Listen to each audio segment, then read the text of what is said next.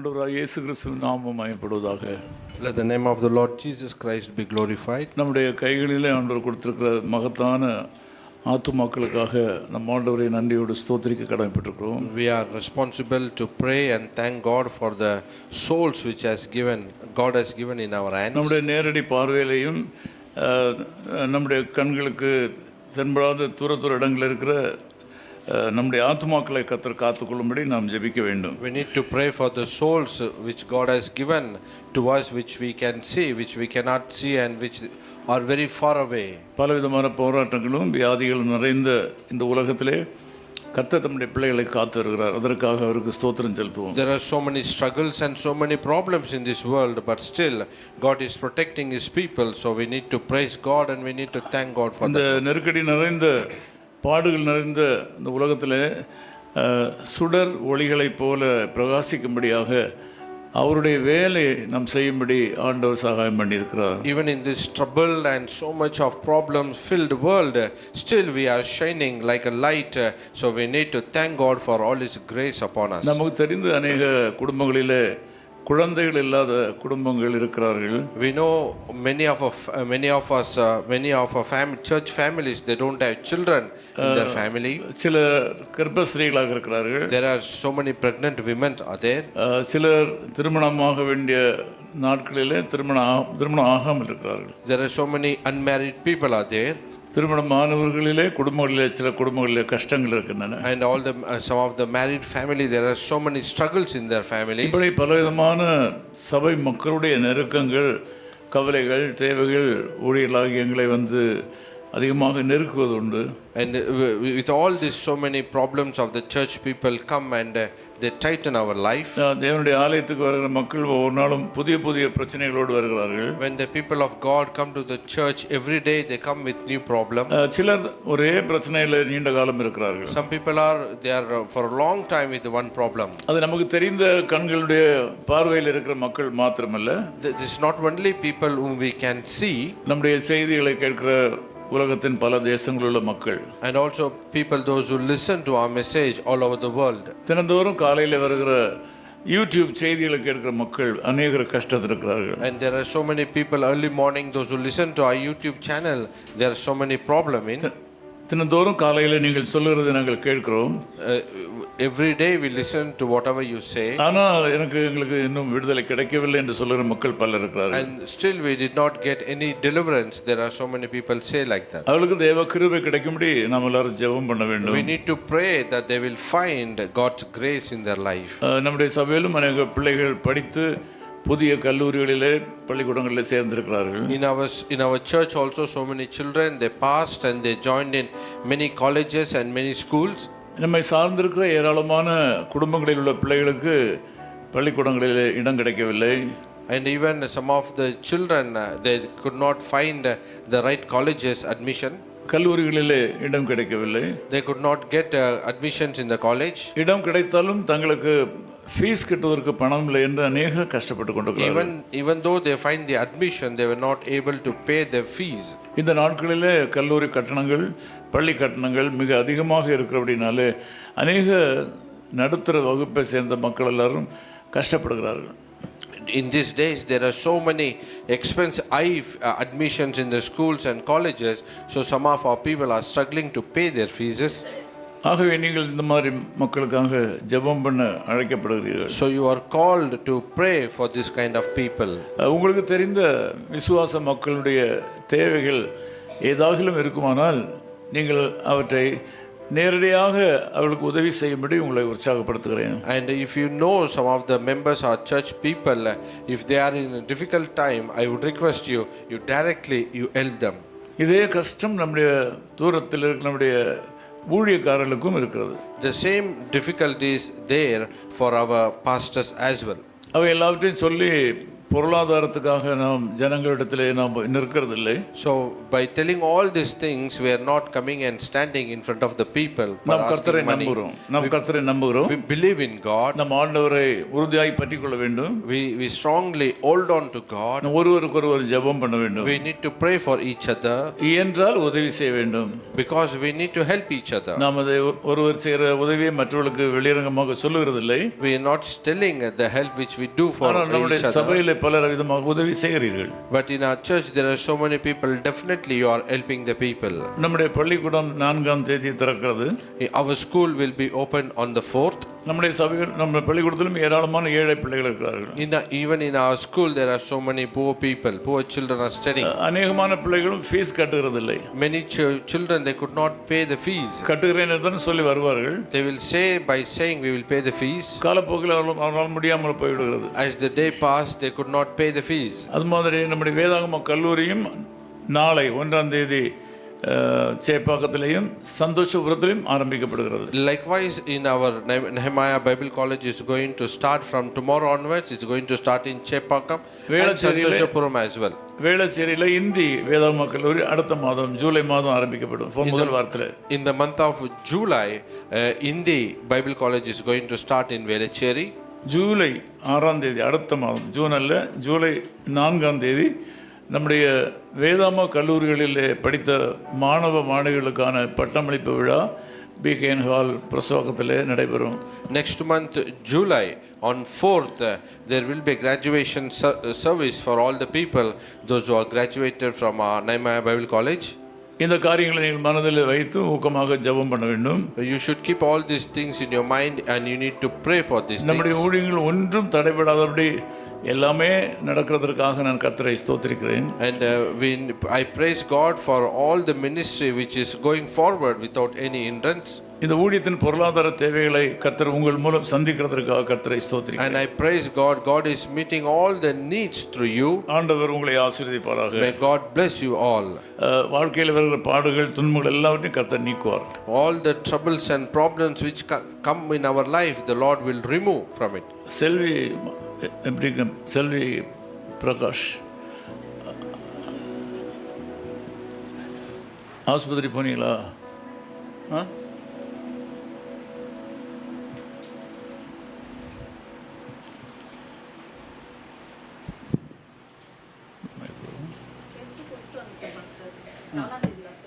சரி, வாங்க ஒரு ஜெபம் பண்ணலாம். அவளுக்கு ஜெபம் பண்ணலாம். Let us pray for dear sister. அவளுக்கு சரீரத்தில் ஒரு பலவீனம் இருக்கிறது. There is a weakness in the body. அது டாக்டரிடத்திலே போகாமலே கர்த்தர் சுகத்தை கொடுக்க வல்லவர். God can heal without going to doctor. நம்ம எல்லாரும் ஜெபம் பண்ணலாம். Let us all pray.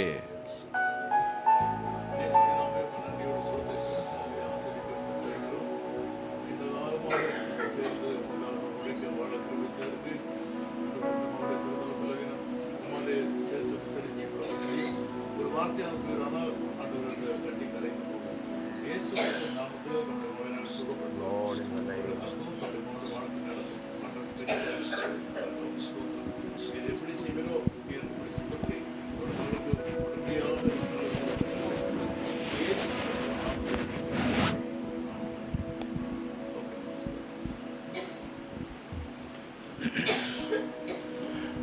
ஆண்டவருடைய நாமத்துக்கு மகிமை உண்டாவதாக. Let the name of the Lord be glorified. நம்முடைய பள்ளிக்கூடத்தில் உள்ள பிள்ளைகளுடைய பெற்றோர்களுக்காக ஜெபம் பண்ண வேண்டும். You need to pray for our school children's parents. அங்கு நடக்கிற சபையையும் அங்குள்ள வேதாகம கல்லூரியும் ஆண்டவர் ஆசீர்வதிக்க ஜெபம் பண்ண வேண்டும். We need to pray for the church and the Bible college which happen in our school. இப்படியாக நம்முடைய ஊழியத்தில் ஏராளமான ஊழியர்கள் ஊழியம் செய்கிறார்கள். Likewise many servant of God they are serving in different ministries. நம்முடைய பத்திரிகை துறையிலையும் இதர ஊழியங்களிலையும் சபை ஊழியங்களிலையும் வேதாகம கல்லூரிகளிலையும் ஒரு பெரிய நிர்வாகம் நடந்து கொண்டிருக்கிறது. There is a press and there is Bible college and school office. There is big administration is happening. ஏராளமான நிர்வாக பணியாளர்கள் இருக்கிறார்கள். There are so many office administrators are there. அவர்களுக்காக நீங்கள் ஜெபம் பண்ண வேண்டும். You need to pray for all of them. சபையில் உள்ள போதகர்களுக்காக ஜெபம் பண்ண வேண்டும். You need to pray for the pastors of the church. எல்லார் விடுதலையோடு கர்த்தருடைய ஊழியத்தை செய்யும்படியாகவும் Everybody should do with the deliverance. கர்த்தர் அவர்களை ஆசீர்வதிக்கும்படியாகவும் ஜெபிக்க வேண்டும். You need to pray that God will bless them. நம்முடைய சிறுவர் ஊழியங்களை நீங்கள் மனதில் நினைத்துக் கொள்ளுங்கள். You need to remember our children ministry. பிள்ளைகள் ஊழியங்களை கர்த்தர் அதிகமாக ஆசீர்வதிக்க வேண்டும். God need to bless our children ministry. அதில் ஊழியம் செய்கிற ஊழியக்காரர் எல்லாரையும் கர்த்தர் வல்லமையாக பயன்படுத்த நாம் ஜெபம் பண்ண வேண்டும். And we need to pray that God will use all the people those involved in children ministry. God will use them mightily. ஊழியங்களுக்காக அல்லேலூயா சொல்லுவோமா? Let us say hallelujah. சபை என்பது வெறும் ஞாயிற்றுக்கிழமை ஆராதனையோடு முடிந்து விடுகிறதல்ல. Church is never end by Sunday worship. வாரத்தில் 7 நாட்களும் நாங்கள் வேலை செய்கிறோம். Every day in the week we work. ஊழியத்தில் இருக்கிற ஒருத்தருக்கும் ஒரு நாளும் லீவு கிடையாது. Those who are in ministry, they have no holidays for them. எல்லா நாட்களும் நாங்கள் ஊழியம் செய்கிறோம். Every day we are working. அதனால நம்முடைய சபைகள் வளர்கின்றன. So only our churches are growing. ஆத்துமாக்கள் சந்திக்கப்படுகின்றன. So only the souls have been reached. சூழ்நிலைகள் சாதகமற்று போனாலும், even the situation is not in our favor, பொருளாதார குறைவுகள் இருந்தாலும், even though there are financial need, விலைவாசி கூடி போனாலும், even though the things are it's increasing, the rates are, ஊழியங்கள் அப்படியே தொடர்ந்து நடந்து கொண்டிருக்கின்றன. the ministry will be keep on going. நமக்கு இன்னும் ஏராளமான அலுவலக பணியாளர்கள், டிரைவர்ஸ், செக்யூரிட்டி ஸ்டாஃப் போன்ற ஏராளமான ஊழியர்கள் நமக்கு தேவை. And there are so many needs like drivers, office workers and securities. புதிய கல்வி ஆண்டிலே ஏராளமான புதிய வேலைகளை நாம் ஆரம்பிக்க வேண்டியதாக இருக்கிறது. Because in the new academic year we are going to begin many new things in our ministry. நம்முடைய வேதாகம கல்லூரிகளிலேயும் ஒரு பெரிய வளர்ச்சியை காண்கிறோம். And we want to see a great growth in our Bible college as well. இந்த செய்தியை கேட்கிற யாராகிலும் ஆண்டவருக்கு ஊழியம் செய்ய வேண்டும் என்று விரும்பினால், நீங்கள் நம்முடைய வேதாகம கல்லூரியில் 1 வருஷம் டிப்ளமோ அல்லது 2 வருஷம் BTH படிக்கும்படி கேட்டுக்கொள்கிறேன். And if anybody want to serve God and do the ministry, we request you to join our college for 1 year diploma course and 2 year bachelor course. ஊழியம் செய்கிறவர்கள் எல்லாரும் ஒரு படிப்பை கையில் வைத்திருக்க வேண்டும் என்று வருங்காலத்தில் அரசாங்கமும் எதிர்பார்க்கும், உலகமும் எதிர்பார்க்கும். And in coming days, people those who are doing ministry, they need a very recognized certificate. That is all the government and the world will expect in coming days. யாராக இருந்தாலும் கேட்பாங்க, எங்கே படித்தீர்கள் என்று. Anybody will ask where you studied. ஒரு காலத்தில் படிக்காமல் இருந்தாலும் பரவாயில்லை என்று சொல்வார்கள். Once upon a time, even if you are not educated, it's okay. இப்பொழுது ஏதாவது ஒரு இடத்துல படிக்காவிட்டால் ஒரு படிக்காதவர் நினைப்பார்கள். But if you are today, if you are not educated, they will underestimate you. ஒரு சரியான கல்லூரியிலே படித்து பட்டம் பெறாதவர்கள் வரும் காலங்களிலே ஊழியம் செய்வதற்கு கூட சில பிரச்சனைகள் வரும்னு நான் நினைக்கிறேன். And I believe in coming days, if you are not studied in a very recognized college, there will be a difficult time for you to minister. நம்முடைய வேதாகம கல்லூரியில் படிப்பது எளிது.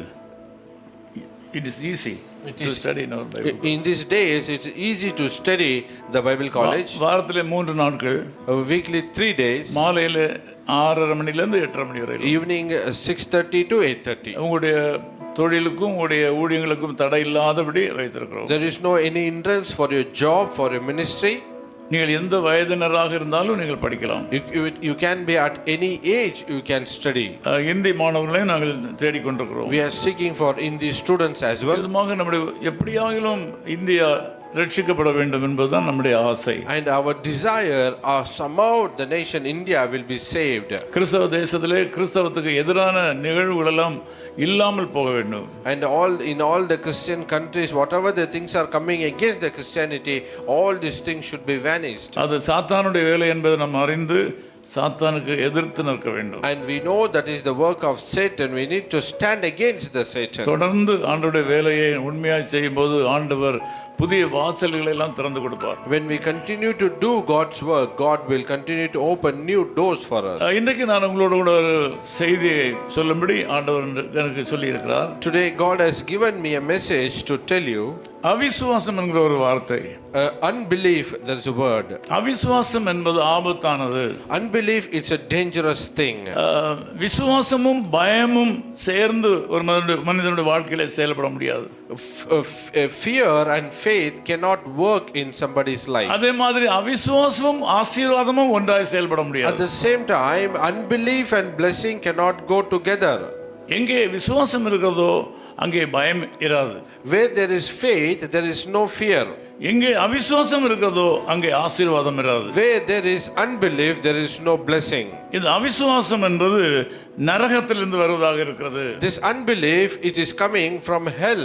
இது ஒரு கொடூரமான ஆவி. It is a dangerous spirit. அவிசுவாசப்பட்டால் அவிசுவாசம் ஆண்டவருக்கு விருப்பமில்லாத ஒரு குணாதிசயம். If you unbelieve, that is the character which God doesn't like. அவிசுவாசம் நமக்கு ஆபத்துக்கு வழிவகுக்கிறது. And this unbelief will bring us into many dangers. வேதத்தில் பார்க்கும்போது ஏராளமான தேவ மனிதர்களும் அவிசுவாசத்தினாலே அழிந்திருக்கிறார்கள். We see many people of God in the Bible, because of unbelief their life have been destroyed. இதை ஆண்டவராகிய இயேசு கிறிஸ்துவினுடைய வாழ்க்கையிலே அவருடைய சீஷர்களை நாம் பார்த்தோம். When we see this one in the lives of the disciples of Lord Jesus Christ. பழைய ஏற்பாட்டு விசுவாச மக்களுடைய வாழ்க்கையிலும் இந்த அவிசுவாசத்தினாலே அநேகர் அழிந்திருக்கிறார்கள், நஷ்டப்பட்டிருக்கிறார்கள். And also we see in the Old Testament as well, because of this unbelief many people's life have been destroyed. எந்த ஒரு சரீர வேதனைகளை காட்டிலும் ஆவிக்குரிய பிரகாரமாக வேதனைகளையும் சஞ்சலங்களையும் இந்த அவிசுவாசமானது கொண்டு வந்து விடும். This unbelief is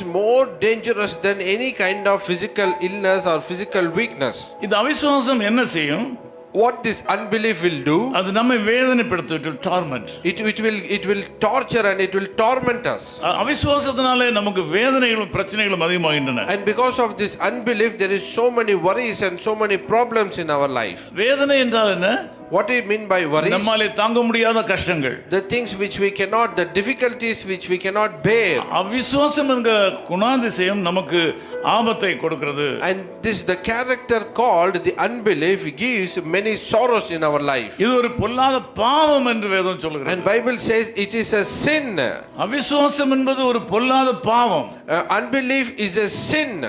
எவ்வளவோ நன்மைகளை ஆண்டவர் பிதாவானவர் செய்து தம்முடைய திருக்குமாரனை இந்த உலகத்துக்கு அனுப்பி அவரை நமக்கு அறிமுகம் பண்ணியதுக்கு அப்புறமா கூட நாம் அவரை அவிசுவாசம் கொள்வது அது ஆபத்தானது. After God doing so many things by sending his only son in this world, but still if you have unbelief, that is a very bad thing. இது ஆதாமுடைய வாழ்க்கையில இருந்து ஏற்பட்டது இந்த அவிசுவாசம். It starts from the life of Adam. ஆதியாகமம் 3ஆம் அதிகாரத்தை படிக்கும்போது If you read the book of Genesis chapter 3, 9ஆம் வசனத்திலே வேதம் விதமாக சொல்கிறது. in verse 9 it says like this. அப்பொழுது தேவனாகிய கர்த்தர் ஆதாமை கூப்பிட்டு நீ எங்கே இருக்கிறாய் என்றார். But the Lord God called to Adam and said, where are you? இப்படியே இந்த அவிசுவாசம் என்று சொல்வது ஆதாமுடைய காலத்திலே உருவாக்கப்பட்டது வந்தது. When we say about this unbelief, it began in the days of Adam. அதற்கு அவன் நான் தேவரீருடைய சத்தத்தை தோட்டத்திலே கேட்டு நான் நிர்வாணியாய் இருப்பதனால் பயந்து ஒளித்துக் கொண்டேன் என்றான். He answered, I heard you in the garden and I was afraid because of I was naked, so I hid. நான் பயந்து விட்டேன் என்று சொன்னான். He's telling I am afraid. இந்த காலவேளையில் தேவ பிள்ளைகள் நீங்கள் அவிசுவாசிகளாய் இருக்க கூடாது. In this morning, God's children, you should not be the unbelief people. ஆண்டவருடைய வசனத்திற்கு நாம் கீழ்ப்படிய வேண்டும். We need to obey the word of God. நாம் அவிசுவாசிகளாய் இருக்க கூடாது. We should not be unbelieving people. ஆண்டவர் நன்மைகளை செய்திருக்கிறார். God has done a good thing in our life. நன்மைகளை நாம் விசுவாசிக்காமல் இருப்போமானால் அது ஒரு பெரிய பாவம். If we do not believe this is goodness, it's a big sin in our life. இங்கே நாம் ஆதாமுக்கு சிறிய கட்டளை கொடுத்தார். Here we see God is giving a command to Adam. ஆதாமுக்கு அதிகாரத்தை எல்லாம் கொடுத்தார். God given Adam an authority. எல்லா நன்மைகளையும் செய்தார். God has done all the goodness to him. ஆனால் அவருக்கு பயந்து ஒளிந்து கொண்டான். But he afraid and he started hiding behind the trees. ஆண்டவர் சொன்ன வார்த்தைகளை நம்பாமல் போனான். He did not believe the word of God. ஆண்டவருடைய வார்த்தைகளை விசுவாசிக்காமல் போனான். He did not believe whatever the word of God said to him. அதனால பயந்து ஒளிந்து கொண்டான். So he became afraid and he started hiding behind the trees. இந்த அவிசுவாசம் நமக்கு பயத்தை கொடுக்கிறது. This unbelief causes us to fear. விசுவாசிக்கிறவன் பயப்பட மாட்டான். One who believe he will not fear. விசுவாசிக்கிறவன் பதறான் என்று வேதம் சொல்கிறது. Bible says one who fear he will not be shaken. விசுவாசிக்கிறவன் பதற்றம் அடைய மாட்டான். One who fear he will not be trembling. அவன் உறுதியாய் நிற்பான். But he will be stable. அவன் பயந்து ஒளிந்து கொண்டான் என்று வேதம் சொல்கிறது. Bible says he was afraid and he was hiding behind the trees. தேவன் சொன்ன வார்த்தைகளை விசுவாசிக்கவில்லை. They did not believe whatever God said to him. அந்த சாத்தானாகிய சர்ப்பம் சொன்னதை விசுவாசித்தான். He believed whatever the Satan, that serpent said. மனைவியின் மூலமாக வந்த தவறான கருத்தை அவன் விசுவாசித்தான். He believed the wrong information which came from the wife. ஆகவே அவன் பயந்து ஒளிந்து கொண்டான். So he afraid and he started hiding behind the ஆண்டவர் trees. தோட்டத்திலே வந்தவர்களை சந்திக்க அவனுக்கு தைரியம் இல்லை. When God came to meet him in the garden, he had no courage to meet முகமுகமாக God. பார்ப்பதற்கு அவனுக்கு தைரியம் இல்லை. He did not have courage to see God face to face. ஏனால் ஆண்டவரை அவன் விசுவாசிக்கவில்லை. Because he did not believe in God. ஆண்டவரை நம்பவில்லை. He did not believe in பயந்தான். God. He got afraid. பயத்தினாலே பாதிக்கப்பட்டான். Because of fear, he got a trouble. இயேசு கிறிஸ்துவின் மேல விசுவாசம் இருந்தால் பயப்பட வேண்டிய அவசியம் இல்லை. If you believe in the Lord Jesus Christ, you no need to fear. எந்த நேரத்திலும் யாருடைய வாழ்க்கையிலும் எப்பேற்பட்ட காரியத்தையும் செய்ய முடியும். You can do anything in anybody's life in any time. ஒரு பெரிய மலை போன்ற பிரச்சனை வரும். There will be a mountain like problem. நம்ம மேல் விழுந்துடும் போல தோன்றும். We may feel that may fall upon us. ஆனால் கடைசியில தேவன் ஒன்றுமில்லாமல் போக பண்ணுவார். But finally it will become nothing. ஒரு பெரிய சூரியனை கண்ட பனிக்கட்டி போல அது உருகி போய்விடும். And it will be melting like ice in front of the sun. ஆகவே ஆண்டவருடைய பிள்ளைகள் அவிசுவாசப்பட வேண்டிய அவசியம் இல்லை. So only the children of God no need to be unbelief. அவிசுவாசம் வரும்போது பலவிதமான நிகழ்வுகளை நிகழ்த்தி காட்டுகிறது. When we unbelieve, there are so many incidents happen in our life. ஆதியாகமம் 4ஆம் அதிகாரத்திலே If you read same Genesis chapter 4, 8ஆம் வசனத்தை நான் படிக்கும்போது verse 4 verse 8, it says, காயினை குறித்து சொல்லப்பட்டிருக்கிறது. he's telling about Cain. Cain தன் சகோதரனாகிய ஆபேலோட பேசினான்.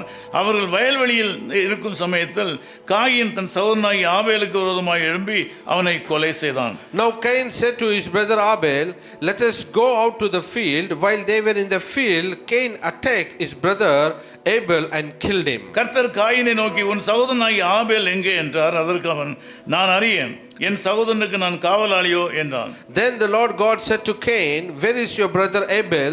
I don't know, he replied. Am I my brother's keeper? அதற்கு அவர் என்ன செய்தாய்? உன் சகோதரனுடைய இரத்தத்தின் சத்தம் பூமியிலிருந்து என்னை நோக்கி கூப்பிடுகிறது.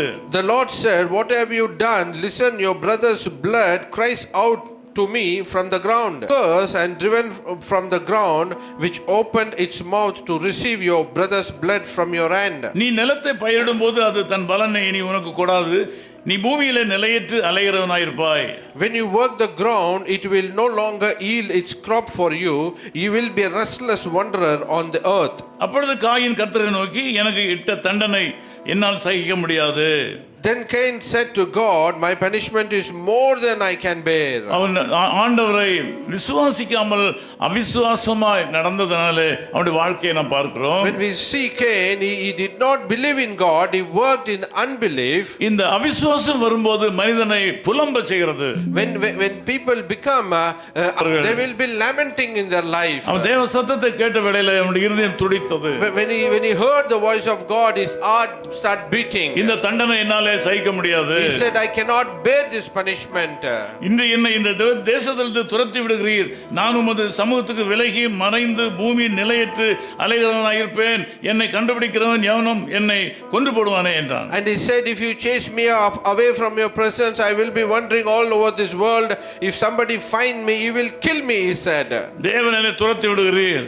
Why you are chasing me from your presence? அவிசுவாசம் தன்னுடைய வாழ்க்கையில செயல்படும்போது when the unbelief work in his life, சொல்கிறான் இந்த தண்டனை மிக பெரியது, என்னால தாங்க முடியவில்லை. He said this punishment is very big which I cannot bear, he said. பெரிய தண்டனையை சந்திக்க வேண்டியதா இருக்கிறது. There is a big punishment you need to face. தேசத்திலிருந்து என்னை துரத்தி விடுகிறீர். And you are chasing me away from this country. நான் உமது சமூகத்துக்கு விலகி மறைந்து வாழ வேண்டியதா இருக்கிறது. I need to live a life away from your presence. நான் நிலையற்ற அலைகிறவனா இருப்பேனே. And I will become a wanderer in this world. எவனாவது என்னை பார்த்தால் கொன்று போடுவானே என்று சொல்லி மனம் பதறி புலம்புவதை நாம் பார்க்கிறோம். And if he says if somebody find me, kill me, we see that he started lamenting about his life. 16ஆம் வசனம் இதுமாக சொல்கிறது. In verse 16 it says like this. அப்படியே காயின் கர்த்தருடைய சந்நிதியை விட்டு புறப்பட்டு ஏதேனுக்கு கிழக்கான தோத் என்னும் தேசத்தில் குடியிருந்தான். So Cain went out from the Lord's presence and lived in the land of Nod, east of Eden.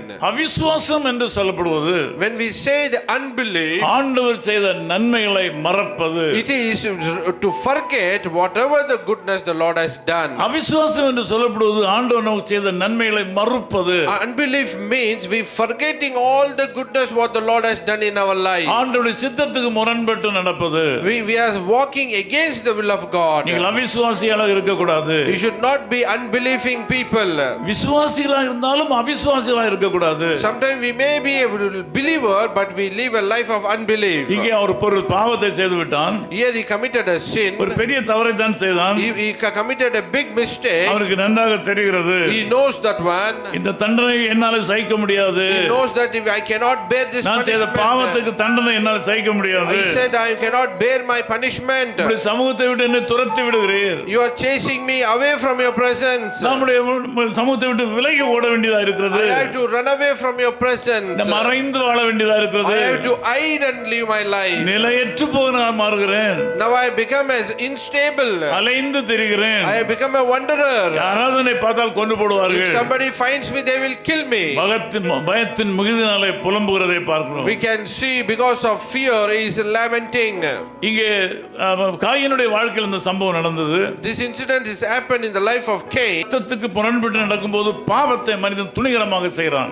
When a person walk against the voice of God, he will do the sin deliberately. விசுவாசத்தை வழங்கி அவிசுவாசத்துக்கு உள் பிரவேசிக்கும் போது when a person walks away from the faith and walks into the unbelief, வாழ்க்கையிலே செய்யத்தகாத மகா பெரிய தீங்குகளை எளிதாக செய்து விடுகிறான். and whatever the things which he not supposed to do in his life he will do very easily. அதுவரையிலும் எதை செய்யக்கூடாது என்று நினைத்து கொண்டிருந்தானோ அப்புறமா அந்த அவிசுவாசம் வந்த உடனே அவன் செய்யத்தகாதை செய்து விடுகிறான். So far what he was thinking which he supposed not to do, those things he will do it very easily. மத்தேயு 27 அதிகாரம் 4-5 வசனங்கள் இதுமாக சொல்கிறது. If you read Matthew chapter 27 verse 4-5 verse 4-5, Matthew chapter 27 verse 4 and 5. இங்கே யூதாசை குறித்து பார்க்கிறோம். Here we can see about Judas. அவனுடைய பேர் அவிசுவாசி அல்ல. His name is not unbelief. காயினும் அவிசுவாசி அல்ல. Cain also is not an unbelief. எல்லாரும் தேவனுடைய பிள்ளைகள். All are the children of God. ஆனால் அவருடைய கேரக்டர் குணாதிசயத்திலே அவிசுவாசம் வந்ததனால, but in his character when the unbelief came, இருதயத்துக்குள்ள அவிசுவாசம் வந்ததனால, when the unbelief come in his heart, விசுவாசத்தினால் வரக்கூடிய பயபக்தியில் இருந்து அவிசுவாசத்துக்குள் சென்றதனால பயபக்தியை இழந்ததனால, because he walked away from the faith and walked into the unbelief, அந்த சகோதரனாய் ஆபேலை கொன்று போட்டான். he killed his own brother Abel. அவிசுவாசம் வருவது ஆபத்தை விளைவிக்கிறது. when you come into unbelief there is dangers in our life. விசுவாசம் ஒழிந்து அவிசுவாசம் மனிதனுடைய வாழ்க்கையில் வரும்போது செய்யத்தகாததை செய்து விடுகிறான். when faith goes away from our life, when the unbelief come, we do the things which we are not supposed to do. ஒரு விசுவாசியாக இருக்கிற ஒரு மனுஷனுடைய வாழ்க்கையில அவிசுவாசம் வரும்போது உலகத்திலே உள்ள பாவிகளும் பரதேசிகளும் செய்யாத கொடூரமான காரியங்களை செய்து விடுவார்கள். When a believing person walked into an unbelieving life, he will do the things which you are not supposed to do. இந்த யூடியூப் நிகழ்ச்சிகளை நீங்கள் பார்க்கிறீர்கள். When you see about all these YouTube programs, சிலர் ஊழியம் செய்கிறார்கள். some of them they are doing ministry. சில நேரங்களில் ஒரு தவறும் செய்திருக்கிறார்கள். Sometimes they committed mistake as well. அந்த தவறுகளை எடுத்து சொல்வதையே ஒரு பாக்கியமாக நினைக்கிற மக்கள் அநேகர் இருக்கிறார்கள். And there are so many people they consider it a blessing to say all the mistakes itself. எந்தெல்லாம் செய்தாலும் திருப்பி சொல்லிக் கொண்டே இருப்பார்கள். And whatever they done they will be keep on telling their remaining again and again. அதனால நல்லதை கேட்ட மக்கள் எல்லாரும் தீமையான காரியங்களை கேட்கிறார்கள். So whatever the people heard the good thing about, they started listening to the bad thing. இதை செய்கிறவர்கள் அவிசுவாசிகள், அவர்களும் கிறிஸ்தவர்கள் தான். Whoever done this one, they are not the unbelief, they are Christians only. ஒரு கிறிஸ்தவனுக்கு விரோதமாக இன்னொரு கிறிஸ்தவன் பேசிக்கொண்டே இருக்கிறார். One Christian is speaking against another Christian. ஆகவே ஒரு அவிசுவாசியினுடைய உள்ளத்திலே சாத்தான் எளிதில் புகுந்து விடுகிறான். So easily in unbelief life Satan enters. விசுவாசியாக இருக்கும்போது சத்துரு கிட்ட நெருங்க மாட்டான். When you are in belief, Satan cannot come to you. வந்தாலும் பார்த்து விட்டு போய் விடுவான். If he come also, he will see and he will go away. அவர் உள்ளே பிரவேசிப்பது கடினமான He காரியம். cannot enter. It's difficult to enter in your life. ஒவ்வொரு விசுவாசிக்கும் ஆண்டவர் ஒரு பாதுகாப்பை கொடுத்திருக்கிறார். Every believer, God has given a protection. ஒரு இரத்த கோட்டையினால் ஒரு பாதுகாப்பை கொடுத்திருக்கிறார். God has given a blood fortress for each and every அந்த one. பாதுகாப்பை சாத்தான் உடைக்க முடியாது. That protection, Satan cannot break it. சாத்தான் அதை உடைக்க முடியாது. Satan cannot break that அதை protection. உடைப்பது நாம் தான் உடைக்க முடியும். We can break that one. உலகத்தில் உள்ள காரியங்களுக்கு நாம் கொஞ்சம் இடம் If கொடுக்கும்போது we give space to all the worldly things, ஆண்டவருக்கு பிரியமில்லாத காரியங்களை நாம் அதிகமாக செய்ய முற்பட்டு விடுவோம். when we do, then we start doing all the things which do not please God. முற்காலங்களிலே பாவத்தினுடைய அகோரம் சற்று குறைவாக இருந்தது. So once upon a time the impact of sin was very less. ஒரு மனிதனுடைய வாழ்க்கையில பிசாசு அல்லது பாவம் நுழைவது சற்று கடினமாகத்தான் இருந்தது. When it was difficult for a sin and Satan to enter in one person's life. இப்பொழுது அப்படி அல்ல. Now it is not like that. Social media போன்ற சமூக வலைத்தளங்கள், செல்போன், இன்டர்நெட் போன்ற காரியங்களால ஜனங்கள் கவர்ந்து இழுக்கப்பட்டு அவர்கள் பாவத்துக்குள் எளிதாக சென்று விடுகிறார்கள். Today we see social media and internet, all the technology, it's very easily people are attracted to the sin. உலகம் போகிற போக்கு பார்க்கும்போது என்னமாய் முடியும் என்று தெரியவில்லை. When we see the world as it's going, we don't know where it will reach.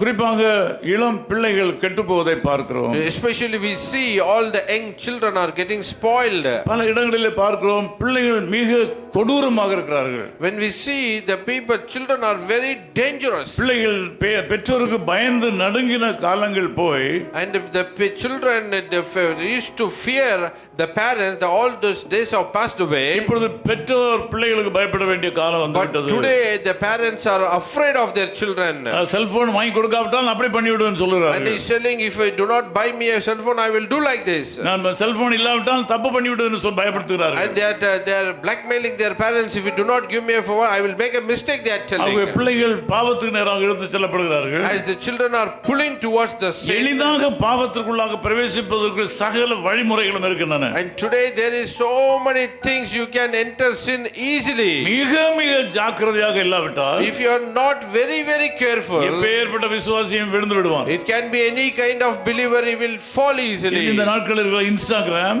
today the Instagram, எனக்கு அதை பற்றி ஒண்ணுமே தெரியாது, பேர் தான் தெரியும். I don't know anything about that one. I know only the name. the Facebook என்று சொல்றாங்க. And they call about the Facebook. அந்த பேர் எனக்கு தெரியும். I only know the name. அதை பற்றி எனக்கு அதிகமாக தெரியாது. I don't know much about that one. இது மாதிரி புதிய பல கண்டுபிடிப்புகளின் மூலமாக ஜனங்கள் பாவத்திற்குள்ளாக எளிதில் இழுத்து செல்லப்படுகிறார்கள். Likewise with the many new discoveries, people are very easily attracted to the sin. இது கூட தெரியாதா என்று கேட்கிறார்கள். Some people are, they don't know even this one. அது தெரிகிறதுனால என்ன முடிவு என்று கேட்டால், if you know what will happen, the end is பாவத்துக்குள்ளாக விழுந்த ஆத்மாவை கொன்று போடுகிறார்கள். and they enter in the sin, they spoil, they destroy their spirit. தங்களை தாங்களே கெடுக்கிறார்கள். They destroy themselves. இன்னைக்கு ஜெபம் பண்ண நேரம் இல்லை. Today they don't have time to pray. வேதத்தை வாசிக்க நேரம் இல்லை. Today they don't have time to read the கொஞ்ச Bible. நேரம் உட்கார்ந்திருந்து வேதத்தை தியானிக்க நேரம் இல்லை. Today they don't have time to sit and meditate the word of ஒரு God. வேத வசனத்தை வாசிக்கும் போது அதுக்கு ஈடான வசனம் எங்கே இருக்கிறதுன்னு தேடி பிடிக்கிறதுக்கு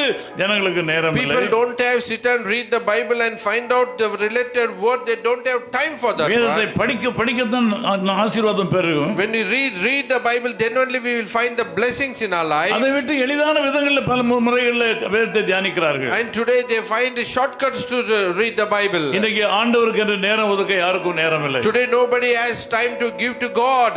எவ்வளவு சுருக்கமாக ஜெபம் பண்ண முடியுமோ அவ்வளவு சுருக்கமாக ஜெபம் பண்ணுகிறார்கள். As short they can pray, they are praying. ஜெபிக்காத விசுவாசிகள் பலர் இருக்கிறார்கள். There are so many believers, those who do not pray. எனக்கு ஏராளமான வேலைகள் இருக்கின்றன. I have so much work. எனக்கு ஏராளமான ஊழியங்களும் இருக்கின்றன என்று சொல்றார்கள். And they say I have so much ministry. ஊழியங்கள் இருக்கிறபடியால ஜெபிக்க முடியவில்லை என்று சொல்றார்கள். And they say I have so much ministry but I cannot pray, they say. சத்ரு ஜனங்களை ஏமாற்றிக் கொண்டே போகிறான். Likewise Satan is cheating our people. நீங்கள் இன்றைக்கு முழங்கால் படியிட்டு ஜெபம் பண்ணீங்களா? Today can you kneel down and pray? நீங்கள் ஆண்டவருடைய சமூகத்திலே காத்திருந்தீங்களா?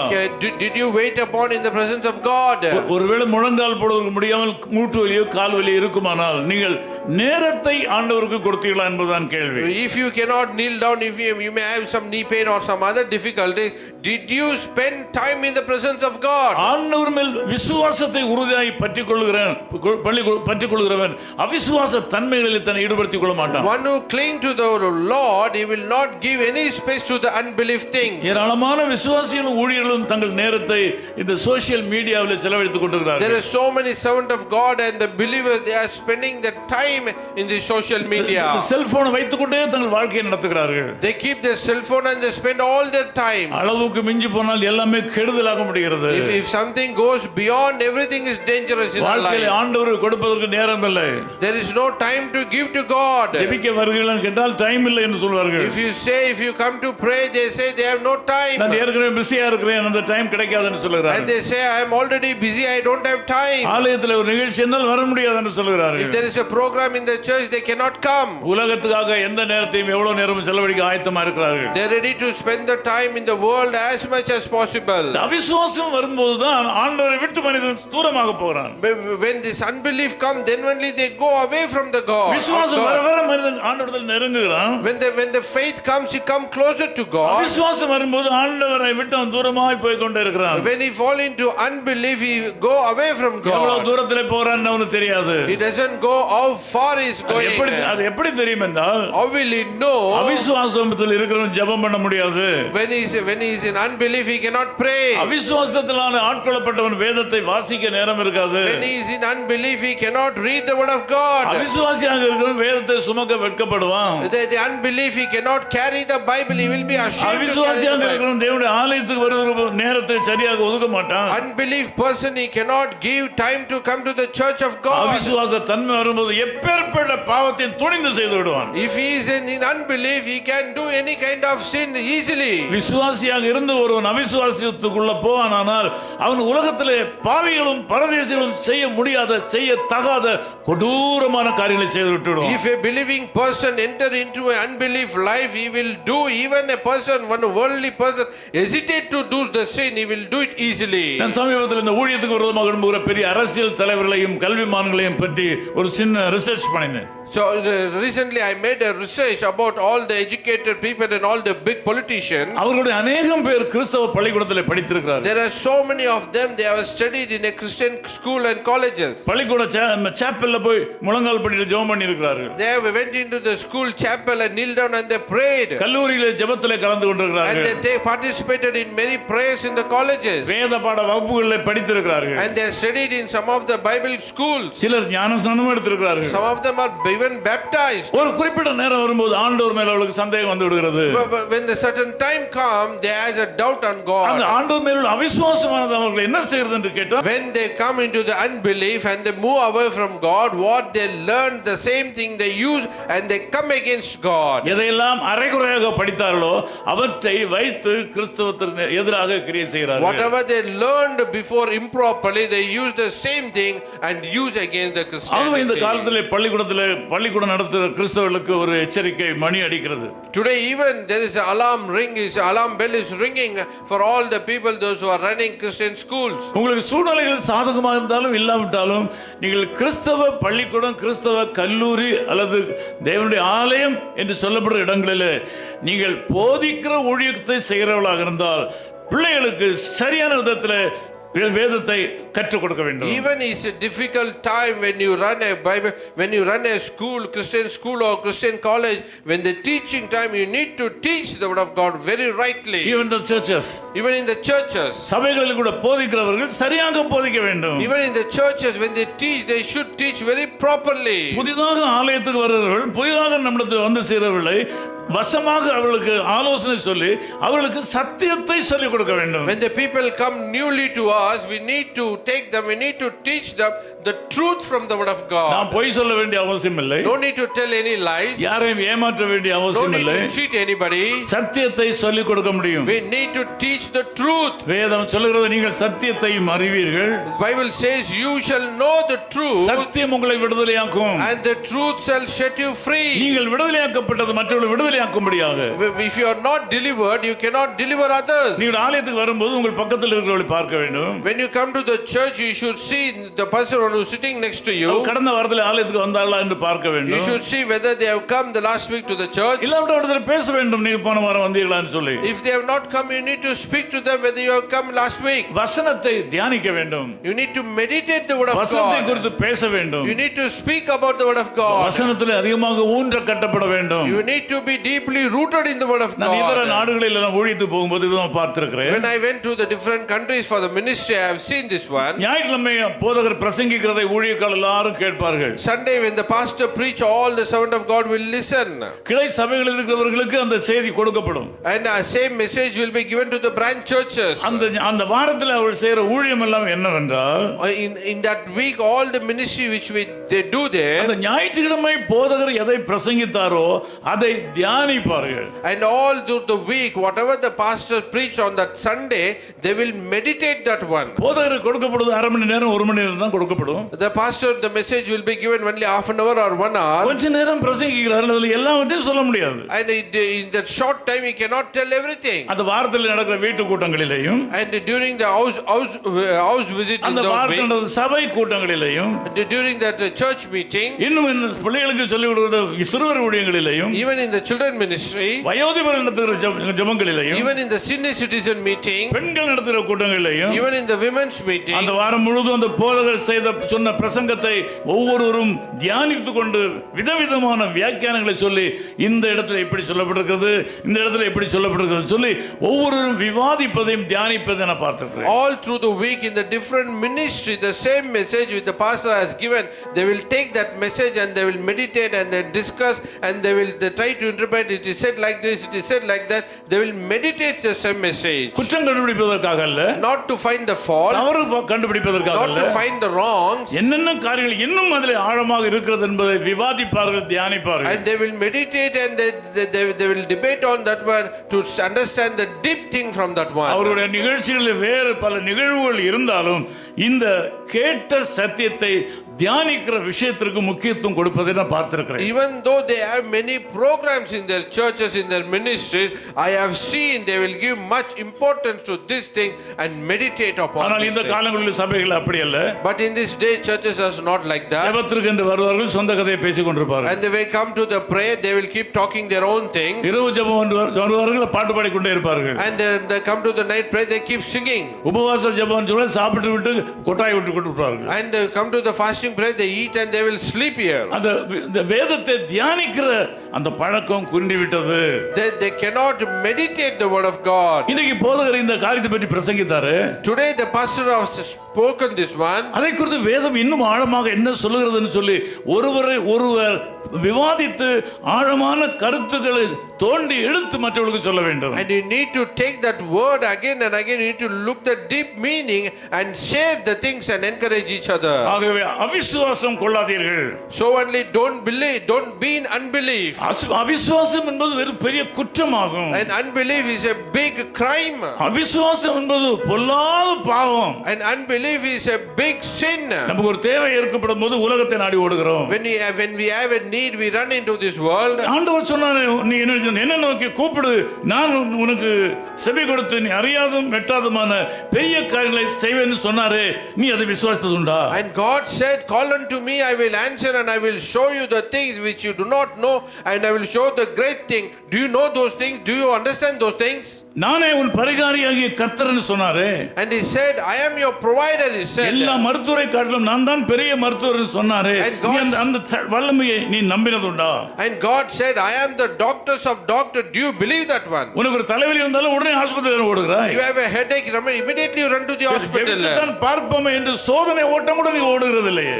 Let us see what will happen. They are not even testing that one. உங்களுக்கு பொருளாதார தேவை வரும்போது யாராவது கொடுப்பாங்கன்னு சொல்லி ஓடி தானே போகிறீர்கள். When you have a financial financial need, you run away to seek the help from the people. நீங்கள் முழங்கால் நின்று ஜெபித்தது இல்லையே. You had not kneeled down and prayed. ஆண்டவர் 5 ரூபாய்க்கு ஆண்டவர் 5000 கோடிக்கும் ஆண்டவர். And God is a God who can give 5 rupees and even 5 crores. ஆண்டவரை விசுவாசிக்காமல் உலகத்தை நாடி ஓடுவது பாவம். If you unbelieve in God and you run to the world, it's a sin. முயற்சி கூட பண்ணுகிறது இல்லையே. You cannot even trying. முயற்சி கூட பண்றது இல்லையே. You cannot even trying. நாங்கள் அசாதாரணமான காரியங்களை ஆண்டவரை விசுவாசிக்கிறதுனால பெற்றுக்கிறோம். We have received the extraordinary thing by believing in God. இந்த இடத்தை வாங்குவது 40 லட்சம் தேவைப்பட்டது. If we need a 40 lakhs to purchase this ஒரு place. குறிப்பிட்ட தேதி குறிப்பிடப்பட்டது. And one exact date has been told. ஒரு நாள் சாயங்காலம் என்னோட நண்பர்களை பார்த்து பேசிக் கொண்டிருக்கும் போது இப்படி சொன்னேன். One day evening I met some of my friends and I told them, ஆண்டவருக்கு இது வேண்டும். God need this place. இந்த இடம் ஆண்டவருக்கு வேண்டும். God wants this place. ஆண்டவருக்கு அந்த கழுதை குட்டி தேவைப்பட்டது போல இது ஆண்டவருக்கு வேண்டும் என்று நான் ஜெபம் பண்ணி கொண்டிருக்கிறேன் சொன்னேன். As God need that donkey, this place needs God. I was praying. அது கேட்டுக்கொண்டிருந்த என்னோட நண்பர், As my friend was listening, அவரிடத்தில் பணம் இருக்காது என்று தெரியும். I know he doesn't have money. நான் அன்றைக்கு சொல்லிவிட்டு ஜெபித்து விட்டு போய்விட்டேன். But on the day I said and prayed and I went. அப்பொழுது எல்லாரும் சொன்னார், இவ்வளவு பெரிய தேவை இருக்கும்போது ஜெபம் பண்ணி கொண்டிருக்கீங்க, யாரும் தேடி போக வேண்டாமா என்று கேட்டார். And so much big need we have, we are keep on praying. We no need to go and seek the people. நாளைக்கு மத்தியானம் 2 மணிக்குள்ள கொடுக்க வேண்டும். Tomorrow afternoon by 2 o'clock we need to give. இதுக்குள்ள யார் கொடுக்க முடியும்? So soon, so who will give? யாரிடத்தில் இருக்கிறது? Who has that one? இருந்தாலும் யார் கொடுப்பார்? If it is there also, who அவ்வளவு will பெரிய give? பணத்தை கொண்டு கொடுப்பாளா யாராவது? Such a big amount, who will give? ஒருவேளை வாங்கின அன்னைக்கு எனக்கு ஏதோ ஆகி போய் என்ன அந்த பணம் கிடைக்காது அவருக்கு. And if he can give on the day something happened to me, he will not get that money back. பணத்தை வாங்கி விட்டு இல்லை தரமாட்டேன்னு சொன்னால் என்ன செய்ய முடியும்? And if I take the money, if I say I will not give, what will happen? நடக்காத ஒரு சம்பவம். It's an impossible thing. விசுவாசத்தால் நீதிமான் வாழ்வான். And by faith the righteous shall live. விசுவாசத்தால் நீதிமான் வாழ்வான். But righteous shall live by faith. விசுவாசத்தால் நீதிமான் பிழைப்பான். Righteous shall live by faith. ஆண்டவருக்கு 5 ரூபாயும் சமம் 5 கோடியும் சமம். And for God 5 rupees and 5 crores are அவரால் செய்யக்கூடாத similar. காரியம் ஒன்றுமில்லை என்று நீங்கள் ஆண்டவர் நம்ப வேண்டும். There is nothing is impossible by him. நான் யாரிடத்தில் போய் சொல்லிக் கொண்டிருக்கவில்லை. I don't go and ask anybody. யாரிடத்தில் போனால் யாரும் கொடுக்க மாட்டார்கள் என்று தெரியும். I know if I go to somebody they will not give. சொல்லியும் போய் பிரயோஜனம் இல்லை என்று தெரியும். I know I cannot explain, there is no use in அடுத்த நாள் it. நேரம் அடைந்தது. The time has come. இந்த வீட்டை கொடுக்கிறேன்னு சொன்ன அம்மா எனக்கு ஃபோன் பண்ணார்கள், ரெடியா என்று கேட்டார்கள். And the person one who gave this place, he called me. நான் ஜோக்காக சொன்னேன். I said jokingly, நான் ரெடி, பணம் ரெடி இல்லைன்னு சொன்னேன். I said I am ready, money is not ready. அப்படி சொன்னா எப்படி? He said if you say like that, how it is? நான் ரெடி, பணம் ரெடி இல்லைன்னு அப்படி சொன்னால் எப்படி? And if you say I am ready but the money is not ready, what it என்னுடைய அறையில் means? உட்கார்ந்திருந்தேன். I was sitting in my room. ஆண்டவரை விசுவாசித்தேன்.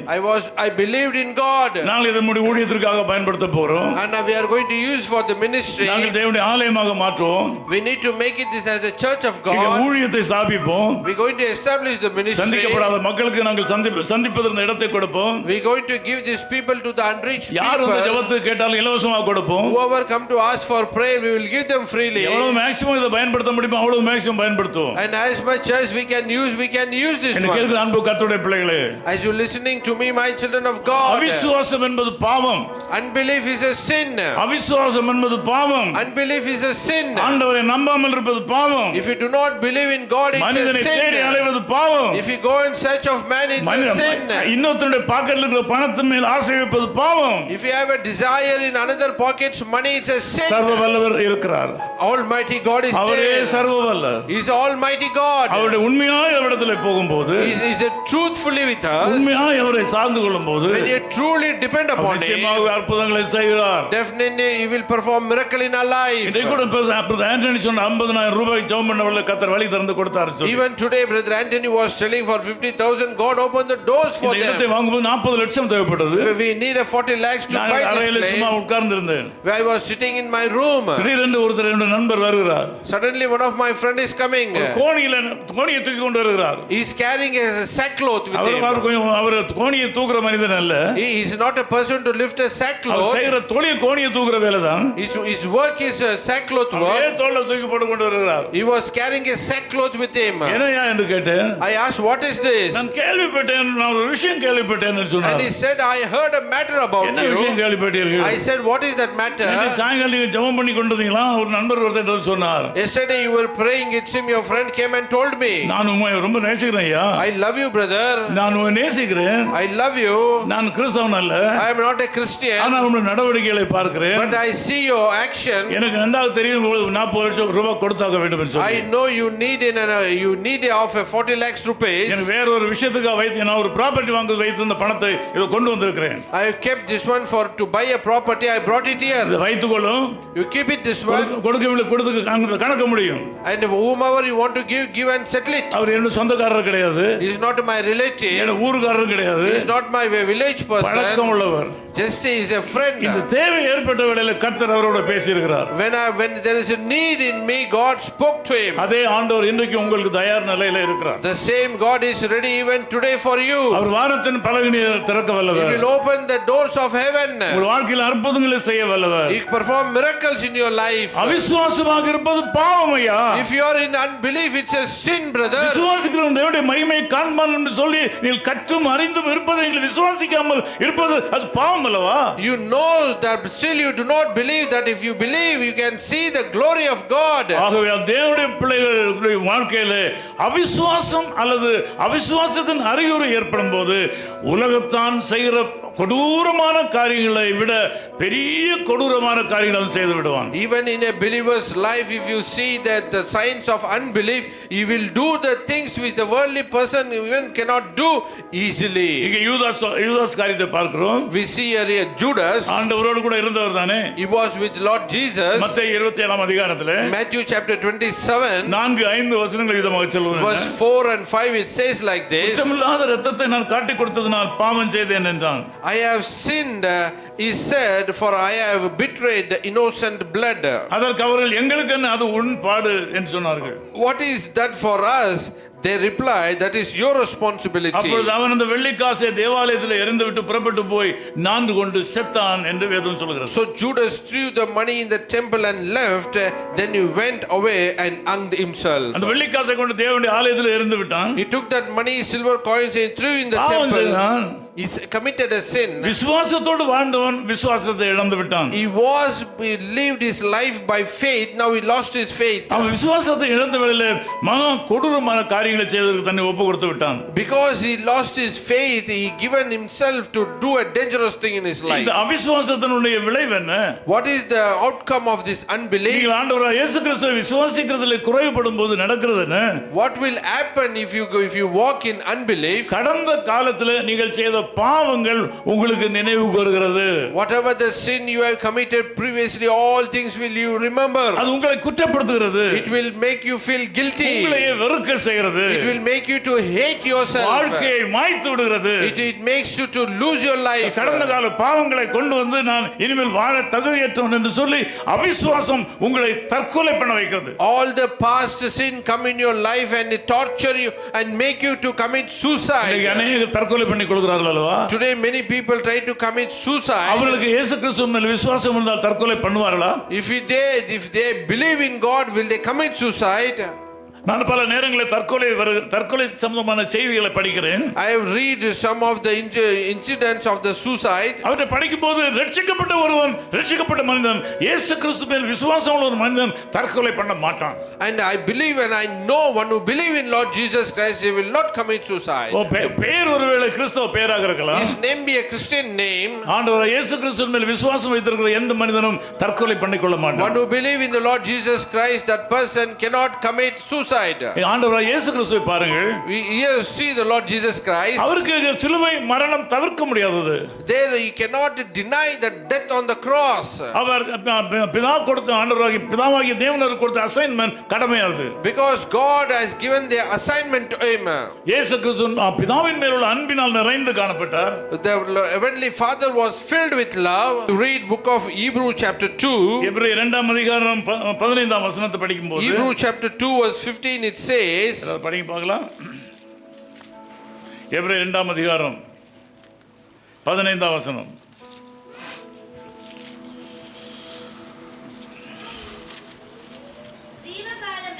ஜீவகாலமெல்லாம் மரண பயத்தினாலே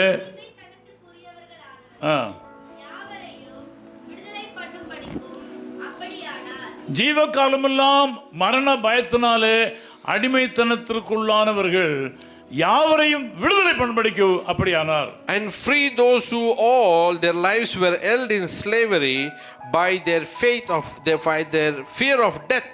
இந்த ஆண்டவராய் இயேசு கிறிஸ்து மரண பயத்தில் இருந்த அத்தனை பேரையும் தன்னுடைய மரணத்தினாலே ஜெயிக்க பண்ணினார். And by the death of Lord Jesus Christ, people, those who are in fear of death, He delivered them. இயேசு கிறிஸ்து பரிசுத்தவானாக இருந்தபடினாலே, பரிசுத்த தேவனாக இருந்தபடினாலே, அவருடைய மரணத்தினாலே உலகத்திலே மரண பயத்தினால் இருந்த அத்தனை பேருடைய மரணத்திற்கும் சாவுமணி அடித்தார். Because Lord Jesus Christ was a holy person, is a good God, He delivered the people, those who are in the fear of death, and He destroyed the death. அநேகருடைய வாழ்க்கையில் இருக்கிற மரணத்துக்கு மரணத்தை கொடுத்தார். And in many people's life death, He given the death to the death. மரணத்திற்கு நியமிக்கப்பட்ட மக்களுடைய வாழ்க்கையில் இந்த மரணத்திற்கு அவர் மரணத்தை கொடுத்தார். And people, those who are assigned to the death, He given the death to the death. ஆக இந்த காலங்களில் நாம் அவிசுவாசிகளாக இருக்கக்கூடாது. So in this morning we should not be in unbelief. அவிசுவாசம் ஆபத்தானது. Unbelief is a dangerous thing. வாழ்க்கையில நலமான காரியங்களா இருந்தாலும் சரி, கஷ்டமான காரியங்களா இருந்தாலும் சரி, ஆண்டவர் மேல் விசுவாசத்தை குறைக்க கூடாது. Even it's a good thing, even it's a bad situation, our faith should not reduce. 1 Samuel 13ஆம் அதிகாரத்தில் படிக்கும்போது, if you read 1 Samuel chapter 13, 8ஆம் வசனத்தில் இந்த விதமாக வேதம் சொல்கிறது. 1 Samuel chapter 13 verse 8, it says like this. நான் வாசிக்கிறேன். Let me read for you. அவன் தனக்கு சாமுவேல் குறித்த காலத்தின்படி 7 நாள் மட்டும் காத்திருந்தான். சாமுவேல் கில்காலுக்கு வரவில்லை. ஜனங்கள் அவனை விட்டு சிதறி போனார்கள். அப்பொழுது சவுல் சர்வாங்க தகன பலியையும் சமாதான பலிகளையும் என்னிடத்தில் கொண்டு வாருங்கள் என்று சொல்லி சர்வாங்க தகன பலியை செலுத்தினான். அவன் சர்வாங்க தகன பலியிட்டு முடிகிற போது இதோ சாமுவேல் வந்தான். சவுல் அவனை சந்தித்து வந்தனம் செய்ய அவனுக்கு எதிர்கொண்டு போனான். நீர் செய்தது என்ன என்று சாமுவேல் கேட்டதற்கு சவுல், ஜனங்கள் என்னை விட்டு சிதறி போகிறதையும் குறித்த நாட்களில் திட்டத்தில் நீர் வராததினாலேயும் பெலிஸ்தர் பிக்மாஸிலே குடியின் வந்திருக்கிறதை நான் கண்டபடினாலே கில்காலில் பெலிஸ்தர் எனக்கு விரோதமாக வந்து விடுவார்கள் என்றும் நான் இன்னும் கர்த்தருடைய சமூகத்தை விட்டு விண்ணப்பம் பண்ணவில்லை என்றும் எண்ணி துணிந்து சர்வாங்க தகன பலியை செலுத்தினேன் என்றான். சாமுவேல் அவனை பார்த்து, புத்தியினமாய் செய்தீர். உம்முடைய தேவனாகிய கர்த்தர் உமக்கு விதித்த கட்டளையை கைக்கொள்ளாமற் போனீர். மற்றபடி கர்த்தர் இஸ்ரவேலின் மேல் உம்முடைய ராஜ்யபாரத்தை என்றைக்கும் சிறப்படுத்துவார். இப்போதோ உம்முடைய ராஜ்யபாரம் நிலை நிற்காது. கர்த்தர் தம்முடைய இருதயத்துக்கு ஏற்ற ஒரு மனிதனை தமக்கு தேடி அவனை கர்த்தர் தம்முடைய ஜனங்களின் மேல் தலைவனாய் இருக்க கட்டளையிட்டார். கர்த்தர் உமக்கு விதித்த கட்டளையை நீர் கைக்கொள்ளவில்லையே என்று சொன்னான்.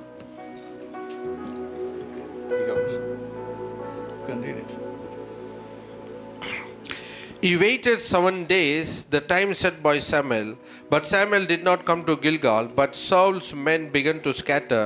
So he said, bring me the burnt offering and the fellowship offering. And Saul offered the burnt offering. Just as he finished making the offering, Samuel arrived, and Saul went to greet him. What have you done? asked Samuel. Saul replied, when I saw that the men were scattering, and that you did not come,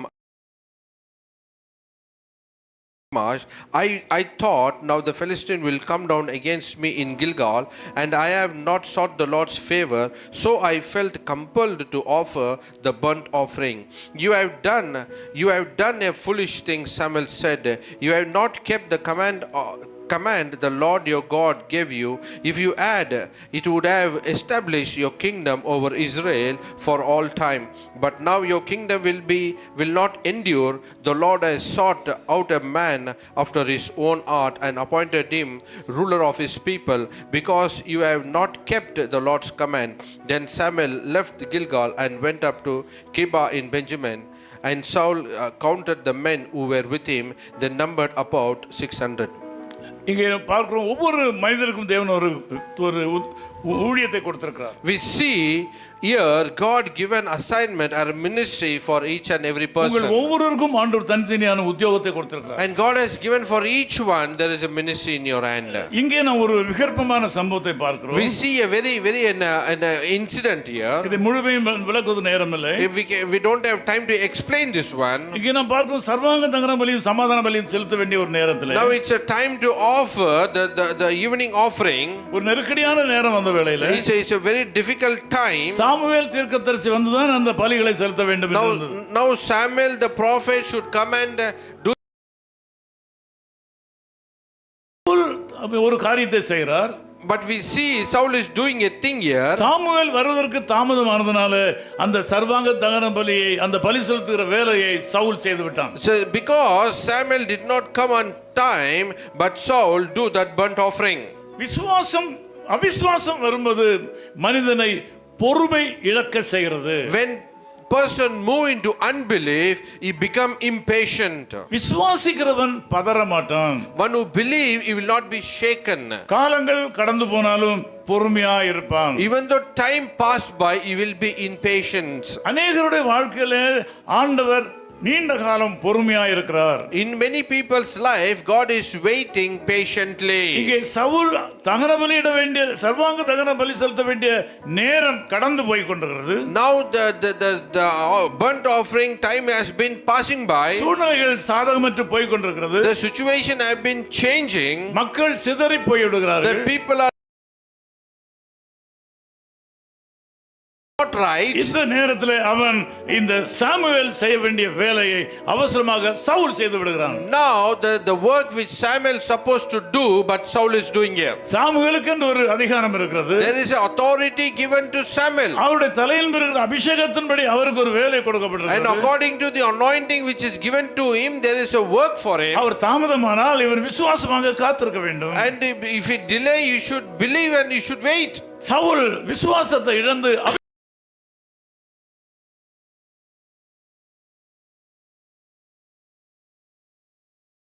Faith and become an unbelieving person, and which Samuel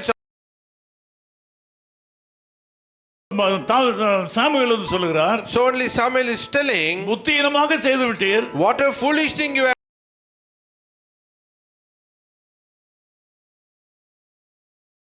தமக்காக காத்திருக்கிற ஒருவனை கண்டுபிடித்தார் என்று அங்கே அவருடைய வாழ்க்கையின் ஊழியத்திற்கு அவருடைய வாழ்க்கையின் சரித்திரத்தை முடிக்கிறார். Now God is telling that God has found a man after his own heart.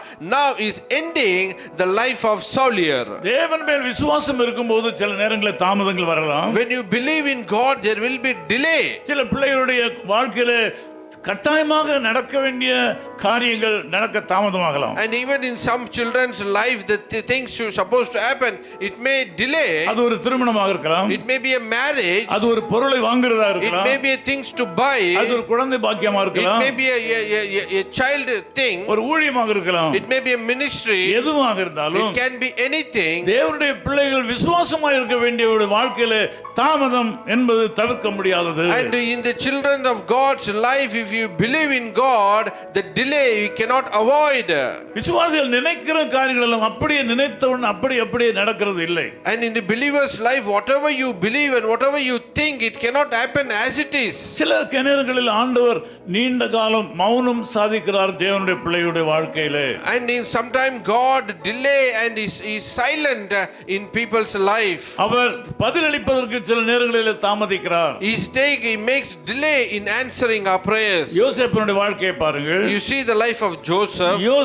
யோசேப்புடைய வாழ்க்கையில் ஆரம்பத்திலிருந்து கடைசி வரையிலும் ஆண்டவர் மௌனமே சாதித்தார். In Joseph's life from the beginning to last, God have been very silent. ஆனால் நாம் வேதத்தை நன்றாக படிக்கும்போது When we see the word of God, நம்முடைய வாழ்க்கையில் இருக்கிற போராட்டமான காலங்கள் எல்லாம் தேவன் நமக்காக கிரியை செய்கிற நேரம் என்று நாம் பார்க்கிறோம். and when we see in all our struggles life, God has his own time. நாம் கஷ்டப்படுகிற நேரங்களிலே, நாம் தனிமைப்படுத்தப்படுகிற நேரங்களிலே ஆண்டவர் மௌனமாய் இருக்கிறார் என்று நாம் நினைக்க வேண்டியது அவசியமில்லை. ஆண்டவர் கிரியை செய்கிற நேரமாக அது மாறுகிறது. And when we are in trouble time, when we are in difficult time, we should not think God is silent, but God is working in their time. அவிசுவாசத்தினால நாம் அவசரப்படுவோமானால் நாம் நம்முடைய வாழ்க்கையிலே தோல்வி அடைவது நிச்சயம். When we are out of time, when we are hesitate, we will fail in our life. இது ஏராளமான பரிசுத்தவான்களுடைய வாழ்க்கையில் நடக்கிற காரியமாக இருக்கிறது. It happened in many holy people's life. விசுவாசிகளுடைய வாழ்க்கையிலும் நடப்பது சாதாரணமாக It இருக்கிறது. happened even in the believing people's life. நடக்கவில்லையே. It is not happening. ஜெபம் பண்ணி கொண்டிருக்கிறேன், ஒன்றுமே பதில் இல்லையே. I have been praying, no answers. உபவாசம் பண்ணி பிரயோஜனம் இல்லையே. I have been fasting, there is no use. காலம் கடந்து போகிறது. As the time is passing away, கடந்து விட்டால் நஷ்டமாய் போய்விடுமே. and if the time pass away, everything will be தோல்வி waste. வந்துவிடுமே. It will be a failure. ஜெபம் பண்ணிக்கிட்டே இருக்கிறேனே. I have been keep on praying. ஆண்டவர் எனக்காக ஒன்றும் செய்யவில்லையே.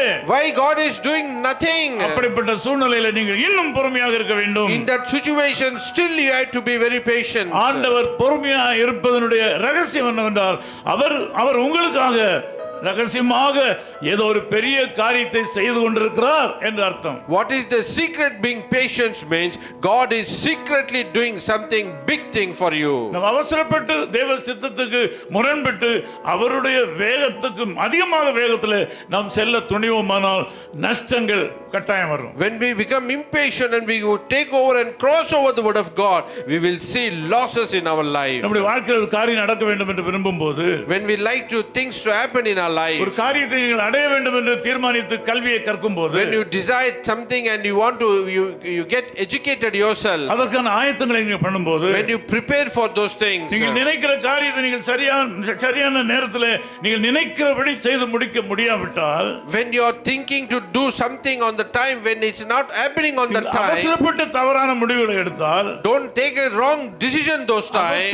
அவசரமாக நீங்களே ஒரு முடிவு எடுத்தால், if you take a wrong decision by yourself, தவறாக முடிந்துவிடும். it will come a wrong ending. தவறான முடிவை எடுக்க மாட்டீர்கள். You will not take a wrong decision. செய்கிற காரியம் அவசரப்பட்டு விடுவீர்கள். But in your work you will haste in that one. ஆண்டவருடைய வேகத்தை விட வேகமாக overtake பண்ணுகிறீர்கள். And you will try to overtake even God. ஆண்டவரை விட நீங்கள் ஓவர்டேக் பண்ணும்போது, and when you overtake God himself, ஆண்டவர் உங்களுக்காக செய்திருக்கிற காரியத்தை நிறுத்தி போடுவார். and whatever God has prepared for you, he will stop those things. ஆண்டவரை ஓவர்டேக் பண்ணும்போது வெற்றி கிடைக்காது. when you overtake God, you will not see victory. வெற்றி கிடைப்பது போல இருக்கலாம். you will feel like you're getting the victory, ஆனால் முடிவு நஷ்டத்தில் முடியும். but the end will be lost. நீங்கள் விசுவாசிகளாக இருக்க வேண்டும். you need to be a believing people.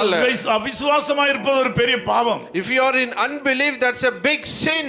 சீஷர்கள் கூட அப்படிதான் படகுல ஆண்டவரோடு போய் கொண்டிருந்தார்கள். once upon a time, even the disciples were going with Jesus on the boat. படகு கடலில் அமிழ போனது. when the boat was shaking in the sea, there was a wind blowing. அவர்கள் பயப்பட்டார்கள். they start fearing. கலங்கினார்கள். they start crying.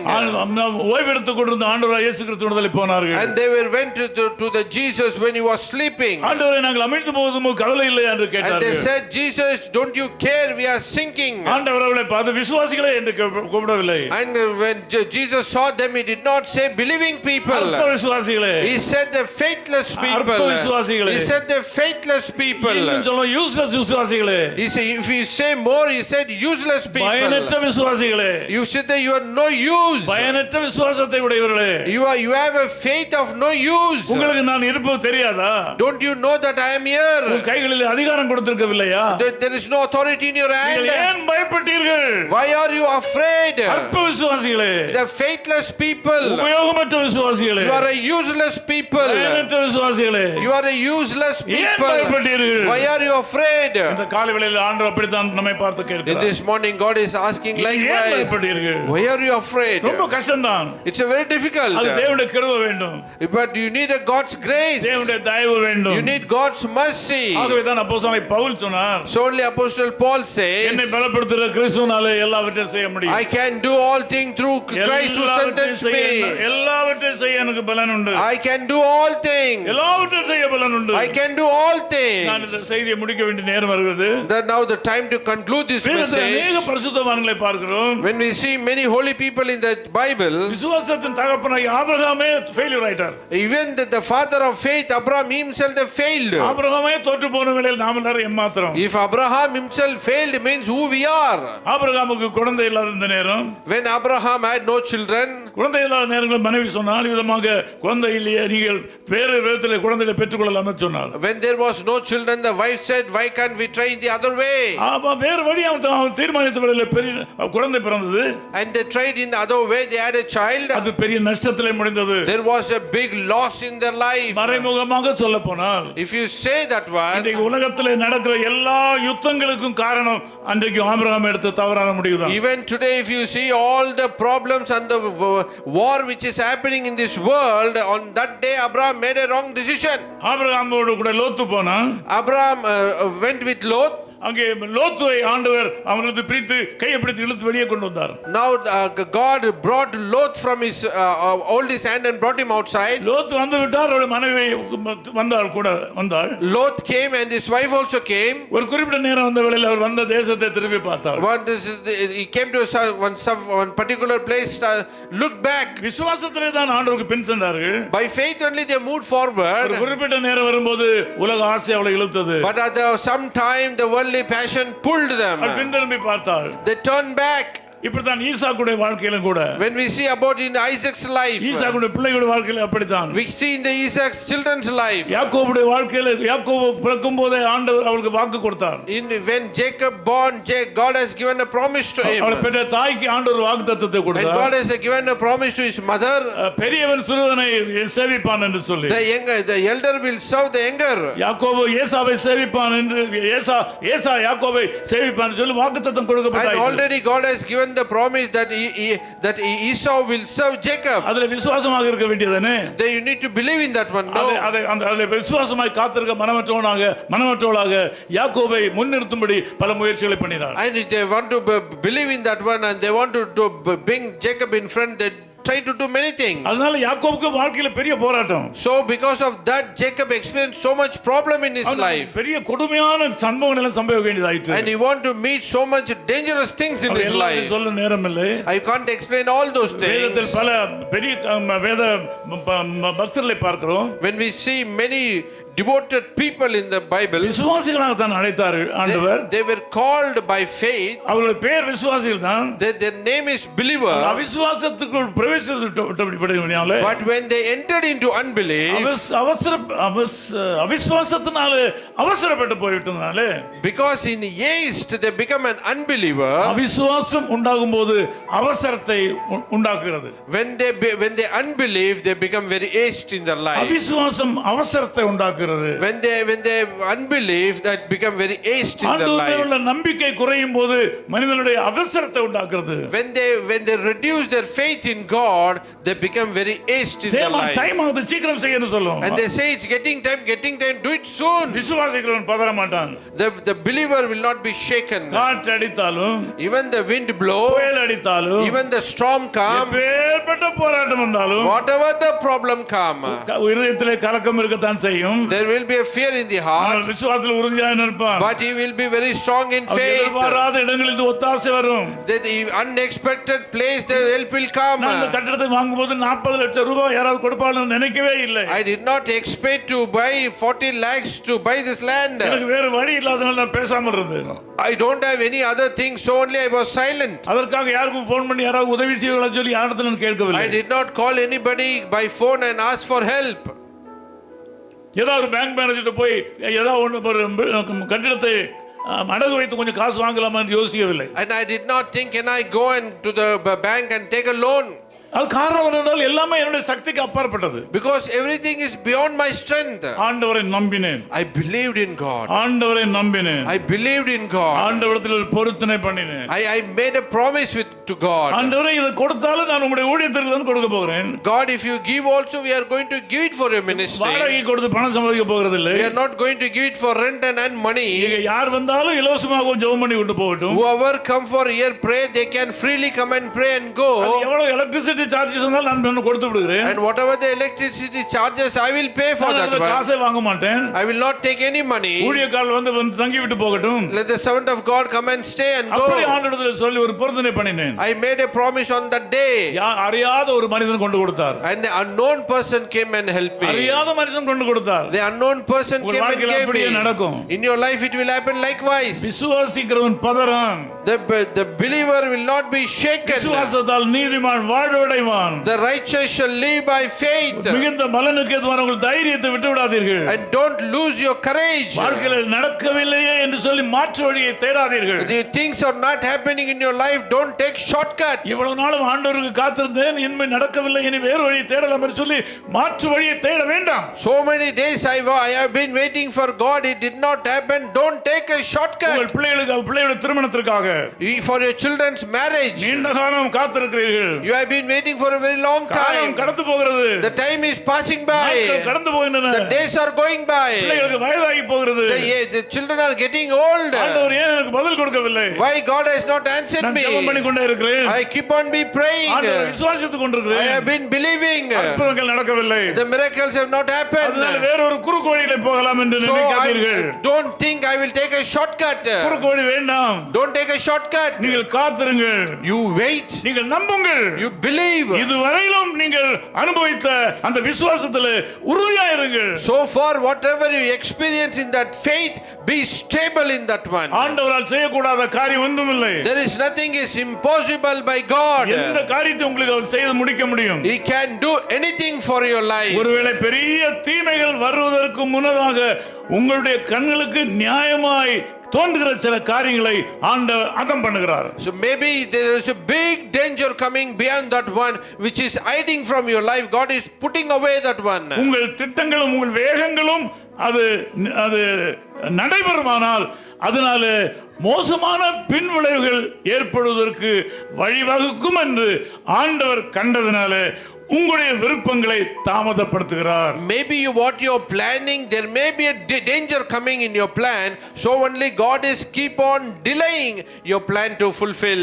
தாமதங்கள் வரும்போது சோர்ந்து போகாதீர்கள். When the things are delaying, don't be discouraged. இன்னைக்கு எத்தனை பேர் இந்த செய்தியை கேட்டுக்கொண்டிருக்கும் போது ஆண்டவர் இன்னும் எனக்கு செய்யவில்லை, இன்னும் என்று சொல்லி உங்களுடைய தாமதத்தை குறித்து கலங்கி கொண்டிருக்கிறீர்கள். Today how many of you are listening to this message and you are telling still I am waiting. விசுவாசிக்கிறவன் காத்திருப்பான். The one who believe he will wait. விசுவாசியானவன் காத்திருப்பான். One who believe he will wait. விசுவாசத்தை உடையவன் பொறுமையா இருப்பான். One who hold on to faith, he will be patiently waiting. விசுவாசமாய் இருக்கிறவன் தன்னுடைய கஷ்டங்களை மனிதரிடத்திலே சொல்ல மாட்டான். One who believe in God, all his trouble he will not share with other people. விசுவாசிக்கிறவன் தன்னுடைய தேவைகளை மற்றவரிடத்திலே போய் சொல்ல மாட்டான்.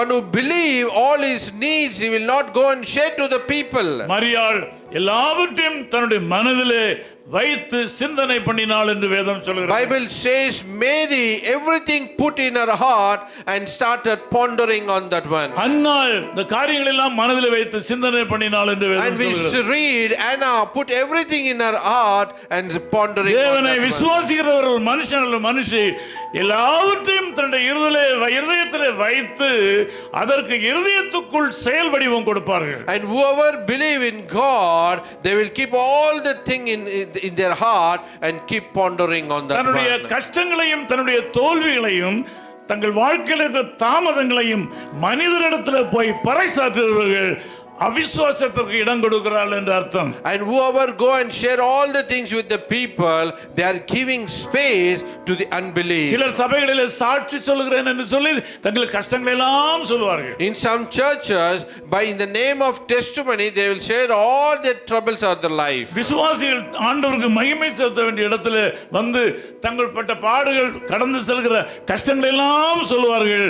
அது சாட்சியாகாது. Where they are supposed to bring glory to God, all, they say all their life failures and they share that one that cannot bring glory to God. யோசேப்பு பிள்ளையாண்டானாக இருக்கிற காலங்களில் இருந்து வயது வந்து அவன் அரசாணையிலே உட்கார்வது வரையிலும் யாரிடத்திலையும் தன்னுடைய கஷ்டத்தை அவன் சொல்லவில்லை.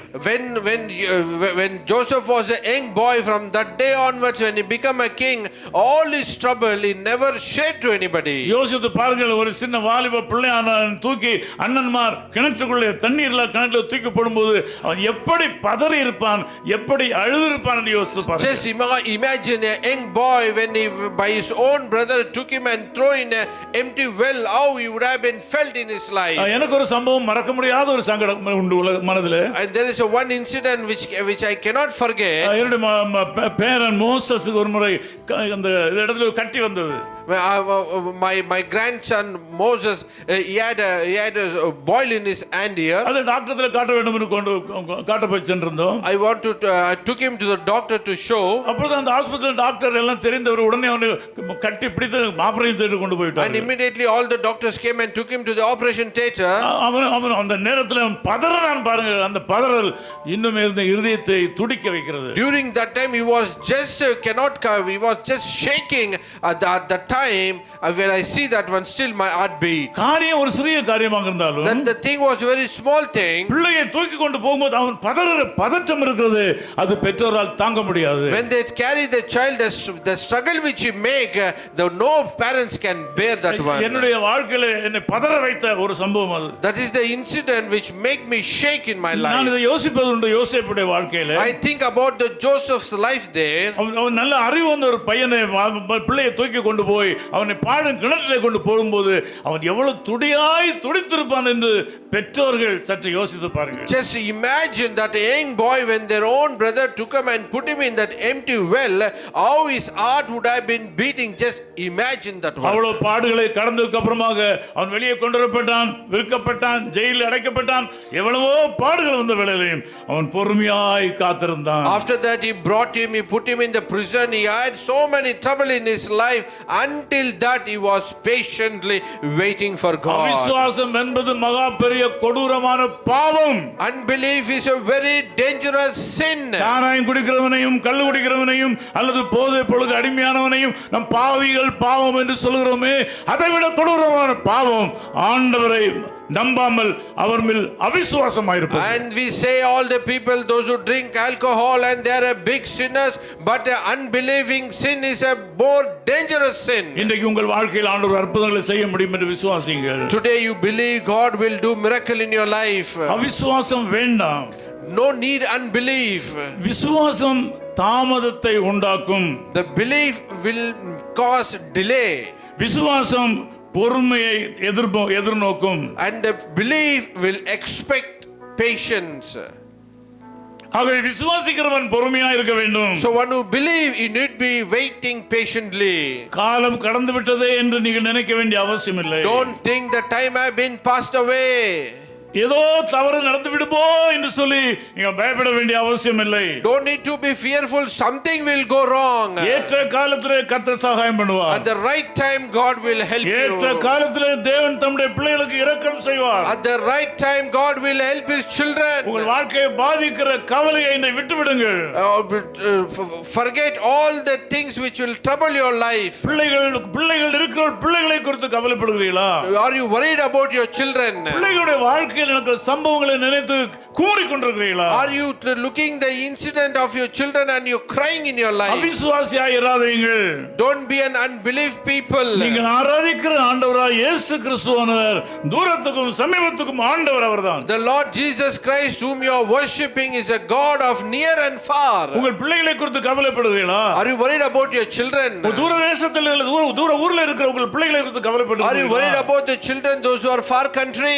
நீங்கள் கவலைப்பட்டால் if you are worrying, அதோட அர்த்தம் என்னவென்று தெரியுமா? what does that mean? ஆண்டவருடைய இடத்தை நீங்கள் பறிக்கிறீர்கள் என்று அர்த்தம். You are taking the God's place. உங்கள் கவலைகள் எல்லாம் அவர் மேல் போட்டு விடுங்கள். Put all your worries upon him. உங்கள் கவலைகள் எல்லாம் அவர் மேல் போட்டு விடுங்கள். Put all your worries upon him. Cast out என்று சொல்லப்படுகிறது.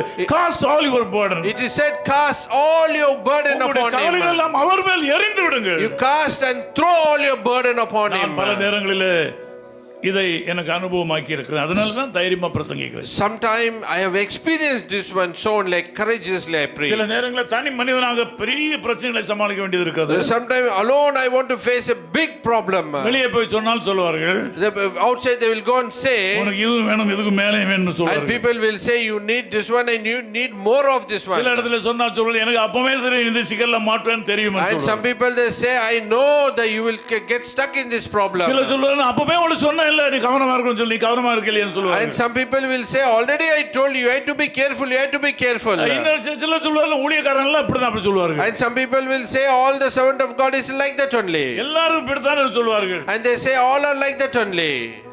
நான் யாரிடத்திலும் போய் சொல்லுகிறதில்லை வழக்கமாக. Normally I don't go and tell to anybody. நான் ஒன்றை கற்று வைத்திருக்கிறேன். But one thing I have learned. இன்னைக்கு இந்த செய்தியை முடிப்பதற்கு முன்னதாக நீங்கள் அதை கற்றுக்கொண்டு போக வேண்டும் என்று விரும்புகிறேன். I like before I conclude this message you should learn this one. நான் உங்களுக்கு அடிக்கடி சொல்றது வழக்கம். Again and again I say to you. நீங்கள் எல்லாரும் கடந்து செல்கிற எல்லா பாதை வழியாகவும் நான் ஒரு தனி மனிதன் கடந்து சென்றிருக்கிறேன்.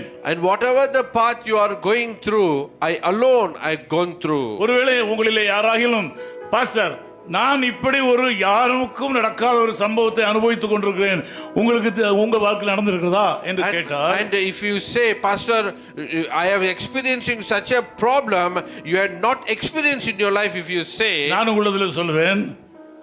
நான் உங்களுக்கு எப்படி சொல்வேன் என்றால், how I will tell you, mate, நான் ரகசியத்தை சொல்றேன். I will tell you a secret. என் விஷயத்துல நடந்த சம்பவத்தை சொல்றேன். I'll tell you the things which happened in my life. சொல்லிராத. Don't tell to anybody. உனக்கு மட்டும் சொல்றேன். I tell you alone. வாழ்க்கையில் என்ன நடந்தது என்னுடைய வாழ்க்கையில் நடந்திருக்கும். Whatever happened in your life, it has happened in my life. நான் ஆண்டவரிடத்தில் கற்றுக்கொண்டிருக்கிறேன். I learned from God. நீங்கள் கற்றுக்கொள்ள வேண்டும். You need to learn. கவலைப்படுகிறதுனால நீங்கள் மனுஷனுடைய வாழ்க்கையில் ஒரு முளத்தை கூட்டவோ குறைக்கவோ முடியாது. Because of worry you cannot increase or reduce one person's life. நீங்கள் உறுதியாய் ஆண்டவரை நம்பினால், if you hold strongly to God, உங்கள் இதயத்தில் இருக்கிற கவலையை, all your heart's burden, இது ஒரு பொருள் இருக்கிறது, there is a thing here, என்னுடைய கையில இதயத்தில் இருக்கிறது, it is in my heart, முதலாவது அதை எடுக்கிறேன் வெளியிலே. now I am taking it out. நான் ஜெபிக்கிற இடத்துல தேவனுடைய பிரசன்னத்திலே வெளியே எடுக்கிறேன். when I pray in the presence of God, I take it out. என்னை உபத்திரவப்படுத்துகிற இது பெரிய கடனே,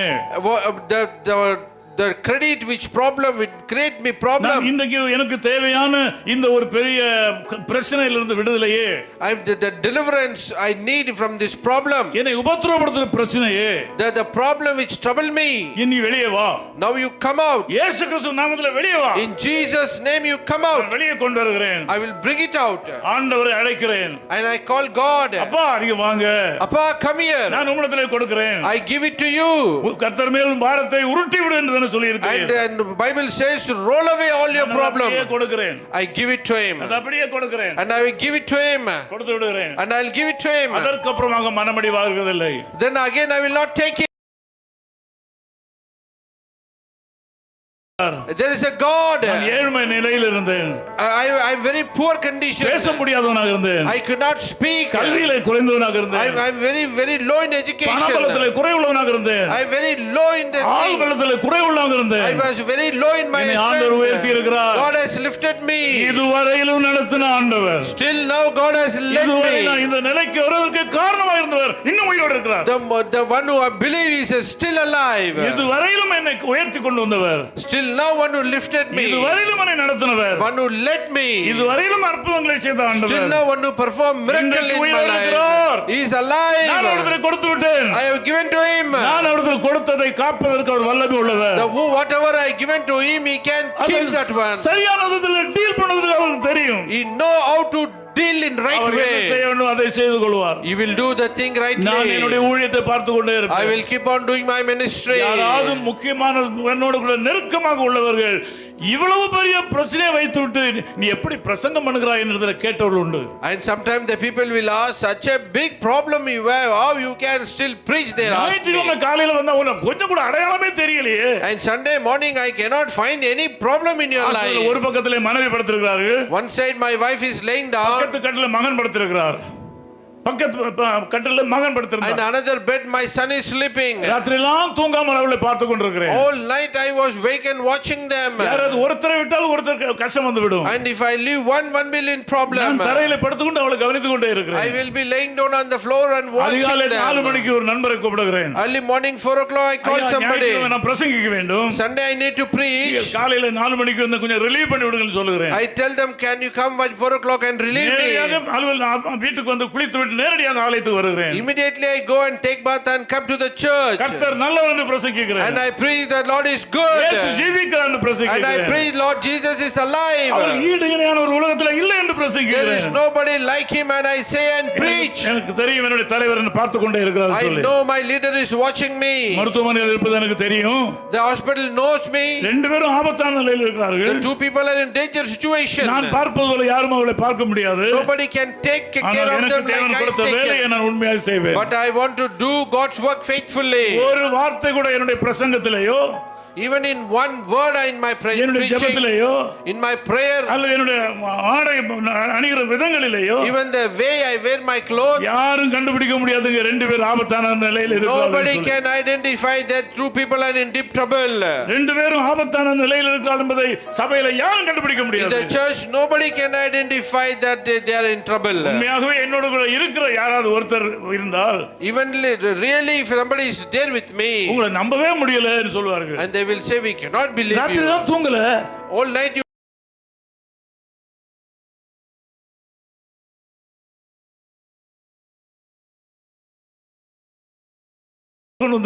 are taking care of two sick people. எவ்வளவு பண செலவு, so much money spent, தூக்கமின்மை, so much less sleep, உங்களுக்கு உதவி செய்ய யாருமே இல்லை. nobody to help you. எப்படி வந்து பிரசங்கிக்க முடிகிறது கர்த்தரை குறித்து? How you can come and preach about God? அதான் விசுவாசியின் அடையாளம். That is the identity of the believer. Hallelujah. ஹalleluya சொல்லு பார்க்கலாம். Hallelujah. Hallelujah. அநேக நேரங்களில் காசு இல்லாமல் உட்கார்ந்து கொண்டிருப்பேன். Many a time I will be sitting without money. இந்த சபையில வந்து எனக்கு ஒரு கஷ்டம் இருக்குது, யாராவது சகாயம் பண்ணுங்கள் என்று கேட்டால், if I come and ask somebody to help me, எனக்கு உதவி செய்வதற்கு நிறைய பேர் இருக்கிறீர்கள். there are so many people to help me. எனக்கு தெரியும். I know. என் உண்மை நிலையை அறிந்தால் உதவி செய்வதற்கு கடன் அல்ல ஃப்ரீயா கொடுப்பதற்கு பலர் இங்கே இருக்கிறீர்கள். And there are so many people, if you know my real life situation, definitely you will pay and help me. அது 5 ரூபாய் இருந்தாலும் சரி, it can be 5 rupees, 50,000 ரூபாய் இருந்தாலும் சரி, it can be 50,000 rupees. உங்களுக்கு தெரிந்தால் உதவி செய்வது எனக்கு தெரியும். if you know you will help me, I know that one. ஆனால் நான் அதை சொல்ல மாட்டேன். but I will not tell you. கேட்க மாட்டேன். I will not ask you. உங்களுக்கு அறிவிக்க மாட்டேன். I will not announce you. அறிவிக்க வேண்டிய இடத்துல அறிவிக்கிறேன். I will announce in the place to be announced. இடத்துல அறிவிக்கிறேன். I will announce where supposed to be announced. நான் எதிர்பார்க்காத விதத்திலே கர்த்தருடைய தேவைகளை சந்திக்கிறார். in an unexpected way God will help me. என்னோட மகனுக்கு முதல் முறையாக அவனுக்கு ட்ரீட்மென்ட் கொடுக்க வேண்டிய நேரத்துல, first time when I give treatment to my son, நான் கொஞ்சம் பணம் வைத்திருந்தேன். I had some money. சொல்லி முடிக்கிறேன். I say and conclude here. அவிசுவாசமா இருப்பது பாவம். if you are in unbelief, that is sin. அவிசுவாசமா இருப்பது மிக கொடூரமான பாவம். if you are in unbelief, that is a very dangerous sin. விசுவாசிகளாக இருங்க. you should be a believing people. மகன் ஆஸ்பத்திரியில் இருந்தார் ஆரம்ப காலத்திலே. during the early days he was in the hospital. முன்னதாக even in the early days, அப்பொழுது நான் ஒரு 1 லட்சம் ரூபாய் கையில் வைத்திருந்தேன். at that time I had 1 lakh rupees அவருக்கு ட்ரீட்மென்ட் கொடுப்பதற்காக, for to give him a treatment. 1 லட்சம் ரூபாய் சேர்த்து வச்சிருந்தேன். அப்போ நான் கவர்மெண்ட்ல வேலை செய்யறேன்னு நினைக்கிறேன். and during those days I was in the government working. I had 1 lakh rupees. அப்பொழுது நம்பிக்கை டிவி என்று ஒன்று இருக்கிறது, அவர்கள் குட் நியூஸ் டிவி என்று வைத்திருந்தார்கள். there was a Nambikai TV and Good News TV was there. அந்த டிவி முதலாளிமார் என்னுடைய நண்பர்கள். that TV owner was my friend. அவர்களுடைய அவங்க ஆபீஸை மாற்ற வேண்டியதா இருந்தது. எல்டாம்ஸ் ரோட்ல இருந்து ராயப்பேட்டாவுக்கு மாற்ற வேண்டியது இருந்தது. and they want to shift their office to Rayapeta. அவர்களும் என்னை போல பாவப்பட்ட ஏழை ஊழியக்காரர்களாக இருந்தார்கள். and he was a poor minister like me. அப்போ நான் டெலிவிஷன்ல பேசிக் கொண்டிருந்தேன். that time I was speaking in the television. ஒரு நாள் நான் விசுவாசத்தை பற்றி பிரசங்கித்துக் கொண்டிருந்தேன். one day I was preaching about faith.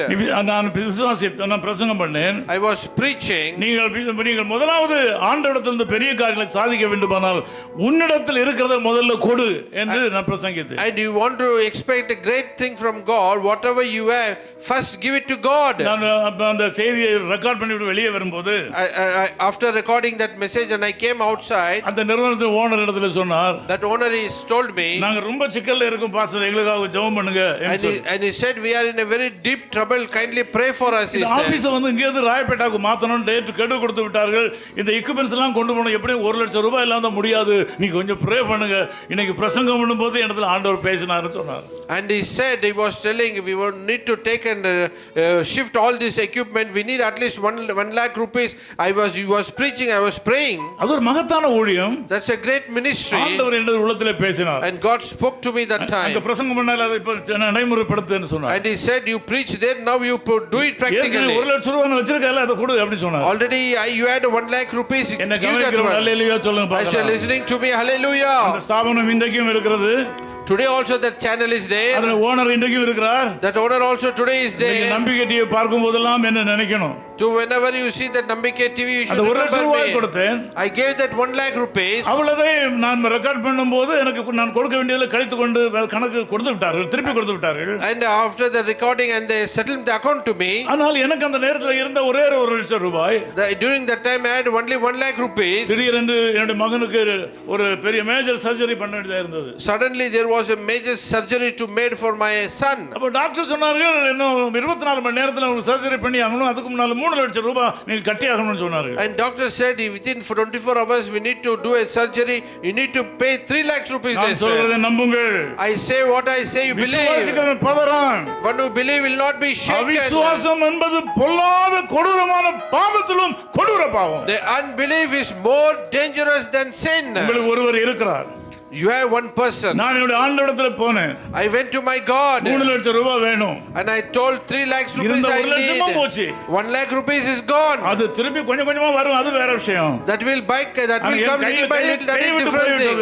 But now it's gone. ஒருவேளை நான் புத்திசாலியா இருந்திருந்தா, மடைய புத்திசாலியா இருந்திருந்தா, அந்த 1 லட்சம் ரூபாய் வச்சிருந்தா இந்த டாக்டர் கொண்டு போய் 1 லட்சம் ரூபாய் 2 லட்சம் ரூபாய் அப்புறம் தரேன்னு சொல்லி இருக்கலாமே.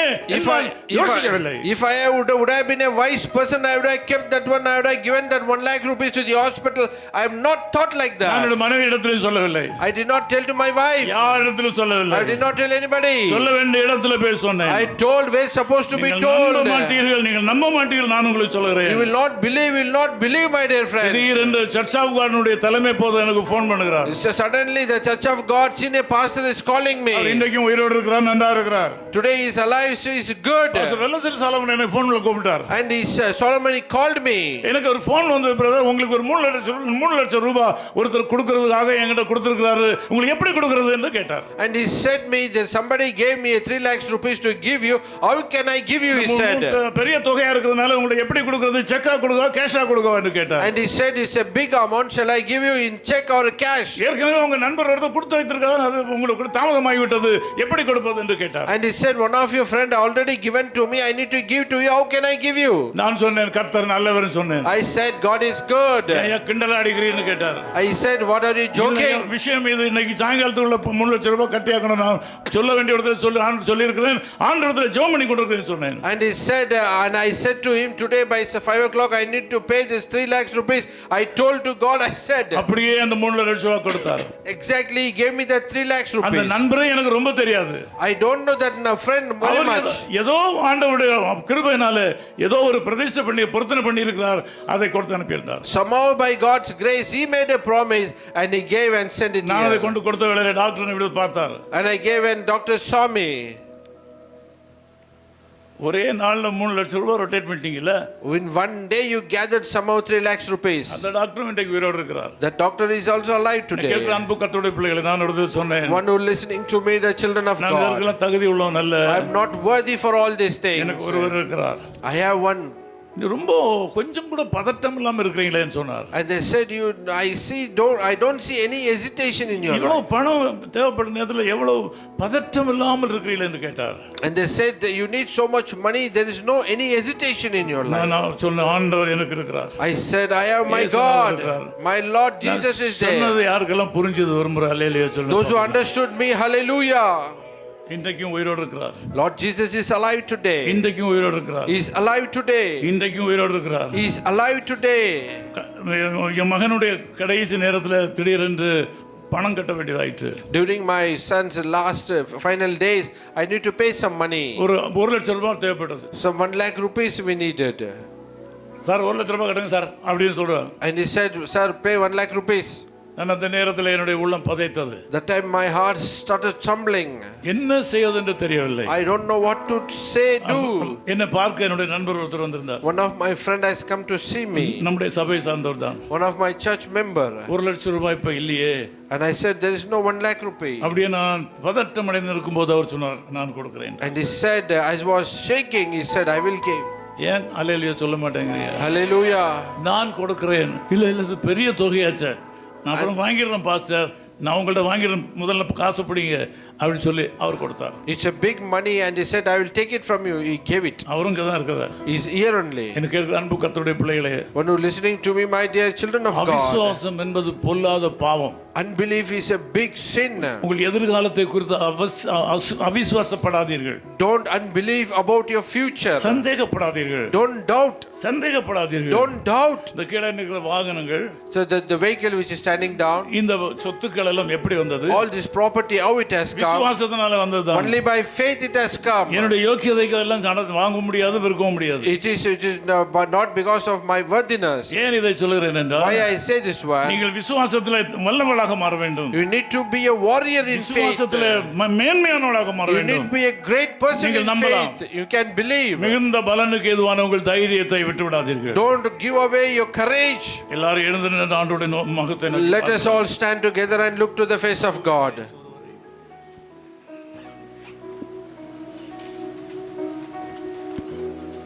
நான் சொன்ன காரியங்கள் அனைத்தும் உங்களுடைய வாழ்க்கையில செயல்படும் என்று நான் பூர்ணமாய் நம்புகிறேன். And I believe all the things which I spoke to you will be definitely useful in your life. எனக்கு நேரம் கொடுப்பீர்களானால் இந்த செய்தியை நான் 3 மணி நேரம் உங்களுக்கு தெளிவாய் பிரசங்கிக்க முடியும். If you can give me time, I can preach for 3 hours to you. சுருக்கமாக இந்த காரியத்தை உங்களுக்கு சொல்லிக் கொடுத்திருக்கிறேன். Because I don't have much time, I shorten and explain to you. நீங்கள் பயப்பட வேண்டிய அவசியம் இல்லை என்று நான் ஊழியக்காரனாக என்று சொல்லுகிறேன். And I believe you no need to fear for anything. தாமதமானவற்றை குறித்து கவலைப்படாதீர்கள். Do not worry about the time is delaying. உங்களுக்கு முன்னாலே இருக்கிற பெரிய பிரச்சனையை குறித்து கவலைப்படாதீர்கள். Do not worry about the problem which is standing before you. உங்கள் சரீரத்தில் இருக்கிற வியாதியை குறித்து கவலைப்படாதீர்கள். Do not worry about the sickness which is in your body. நான் சொன்னபடி நீங்கள் இந்த இயேசுவை குறித்து சரியான விசுவாசம் உள்ளவர்களாக இருப்பீர்களானால் இன்றைக்கே உங்கள் வியாதிகள் மாறும்.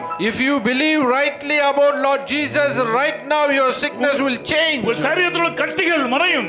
All the boils from your body will disappear. சரீரத்தில் உள்ள விசித்திரமான வியாதிகள் உங்களை விட்டு கடந்து போகும். All unknown disease from your body will disappear. கர்ப்பப்பைகளை கர்த்தர் ஆசீர்வதிப்பார். God will bless all the womb. உங்கள் இதயத்தின் தடைகளை மாற்றுவார். All the hearts will be changed. இதய துடிப்பை சரிப்படுத்துவார். All your heartbeat will God heal you. கர்ப்பத்தின் கனிகளை ஆசீர்வதிப்பார். God will bless your womb's blessing. எதையும் கேட்கலாம். You can ask anything. எதற்காகவும் நம்பலாம். You can believe for anything. நீங்கள் நிற்கிற பாறை ஒருவேளை அசைகிறதா இருக்கலாம். The where you stand, it may be shaking. பூமியே நிலைகுலைந்து போகலாம். All your foundation can shake. முறிந்து போகலாம். All your relation can break. பொருளாதாரம் இல்லாமல் போகலாம். There is no finance in your life. இல்லாமல் இருக்கலாம். But no help in your life. நான் அப்படித்தான் இருக்கிறேன். I am like that only. நான் அப்படித்தான் இருக்கிறேன். I am also like that only. நான் ஒன்றுக்கும் அசைக்கப்பட முடியாது. But I cannot be shaken. ஒன்றுக்கும் அசைக்கப்பட மாட்டேன். I cannot be shaken by anything. உங்கள் வாழ்க்கையில் அற்புதம் நடக்கும். Today the miracles will happen in your life. Today miracle will happen in your life. நீங்கள் இந்த நேரத்தில் உங்கள் பிரச்சனை என்ன என்பது ஆண்டவரிடத்தில் கொண்டு வாருங்கள். Today what is your problem? Bring it to God. நான் உங்களுக்காக ஜெபிக்கிறதுனால ஒன்றும் பெரிய காரியங்கள் சாதித்து விட முடியாது. When I pray for you, the big thing may not happen in your life. Pastor அந்த பிரசங்கம் பண்ணதனால எனக்கு ஜெபம் பண்ணுங்க சொல்லி என்னிடத்தில் சொல்றதனால பிரயோஜனம் இல்லை. There is no need of telling to me to pray for you. நான் உங்களுக்கு சொன்ன விதமாக as I told you, உங்கள் பிரச்சனையை கையில எடுங்கள்.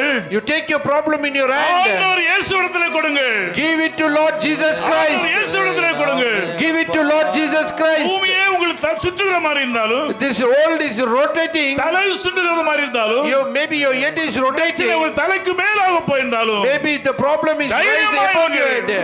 Courageously come. பூமி நிலை குலைந்து அழிந்தாலும் என் நம்பிக்கையின் அஸ்திபாரம் அசைந்தாலும் நான் நிற்கும் பூமி நிலை குலைந்து அழிந்தாலும் என் நம்பிக்கையின் அஸ்திபாரம் அசைந்தாலும் நான் நம்புவதற்கு ஒன்றுமில்லை என்றாலும் நம்புவேன் என் இயேசு ஒருவரை. ஒன்றுமில்லை என்றாலும் நம்புவேன் என் இயேசு ஒருவரை. கரங்களை உயர்த்தி நம்புவேன் என் இயேசு ஒருவரை. நான் நம்புவேன் என் இயேசு ஒருவரை. நம்புவேன் என் இயேசு ஒருவரை. நான் நம்புவேன் என் இயேசு என் ஒருவரை. பாதையெல்லாம் அந்தகாரம் சூழ்ந்தாலும் என் பாதை எல்லாம் அந்தகாரம் சூழ்ந்தாலும் வாழ்க்கை முடிந்தது மறுவாழ்வு இல்லை என்றாலும் என் பாதை எல்லாம் அந்தகாரம் சூழ்ந்தாலும் வாழ்க்கை முடிந்தது மறுவாழ்வு வேறு வழி இல்லை. என் வாழ்க்கையை முடிந்து விட்டது. என்னை தேற்றுவதற்கு யாரும் இல்லை என்றாலும் நம்புவேன் என் இயேசு ஒருவரை. என்னை தேற்றுவதற்கு யாரும் இல்லை என்றாலும் நம்புவேன் என் இயேசு ஒருவரை. நம்புவேன் என் இயேசு ஒருவரை.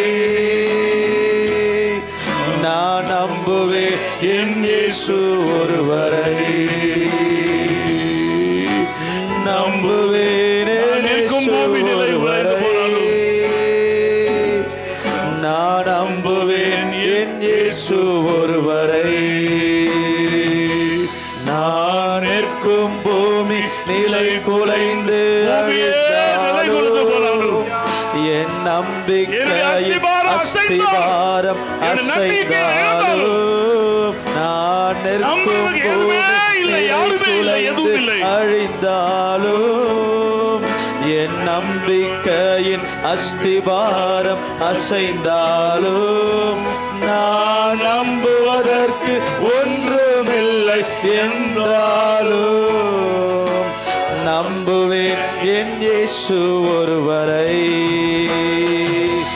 நான் நம்புவதற்கு ஒன்றுமில்லை என்றாலும் நம்புவேன் என் இயேசு ஒருவரை. நம்புவேன் என் இயேசு ஒருவரை. நான் நம்புவேன் என் இயேசு ஒருவரை. நம்புவேன் இயேசு ஒருவரை.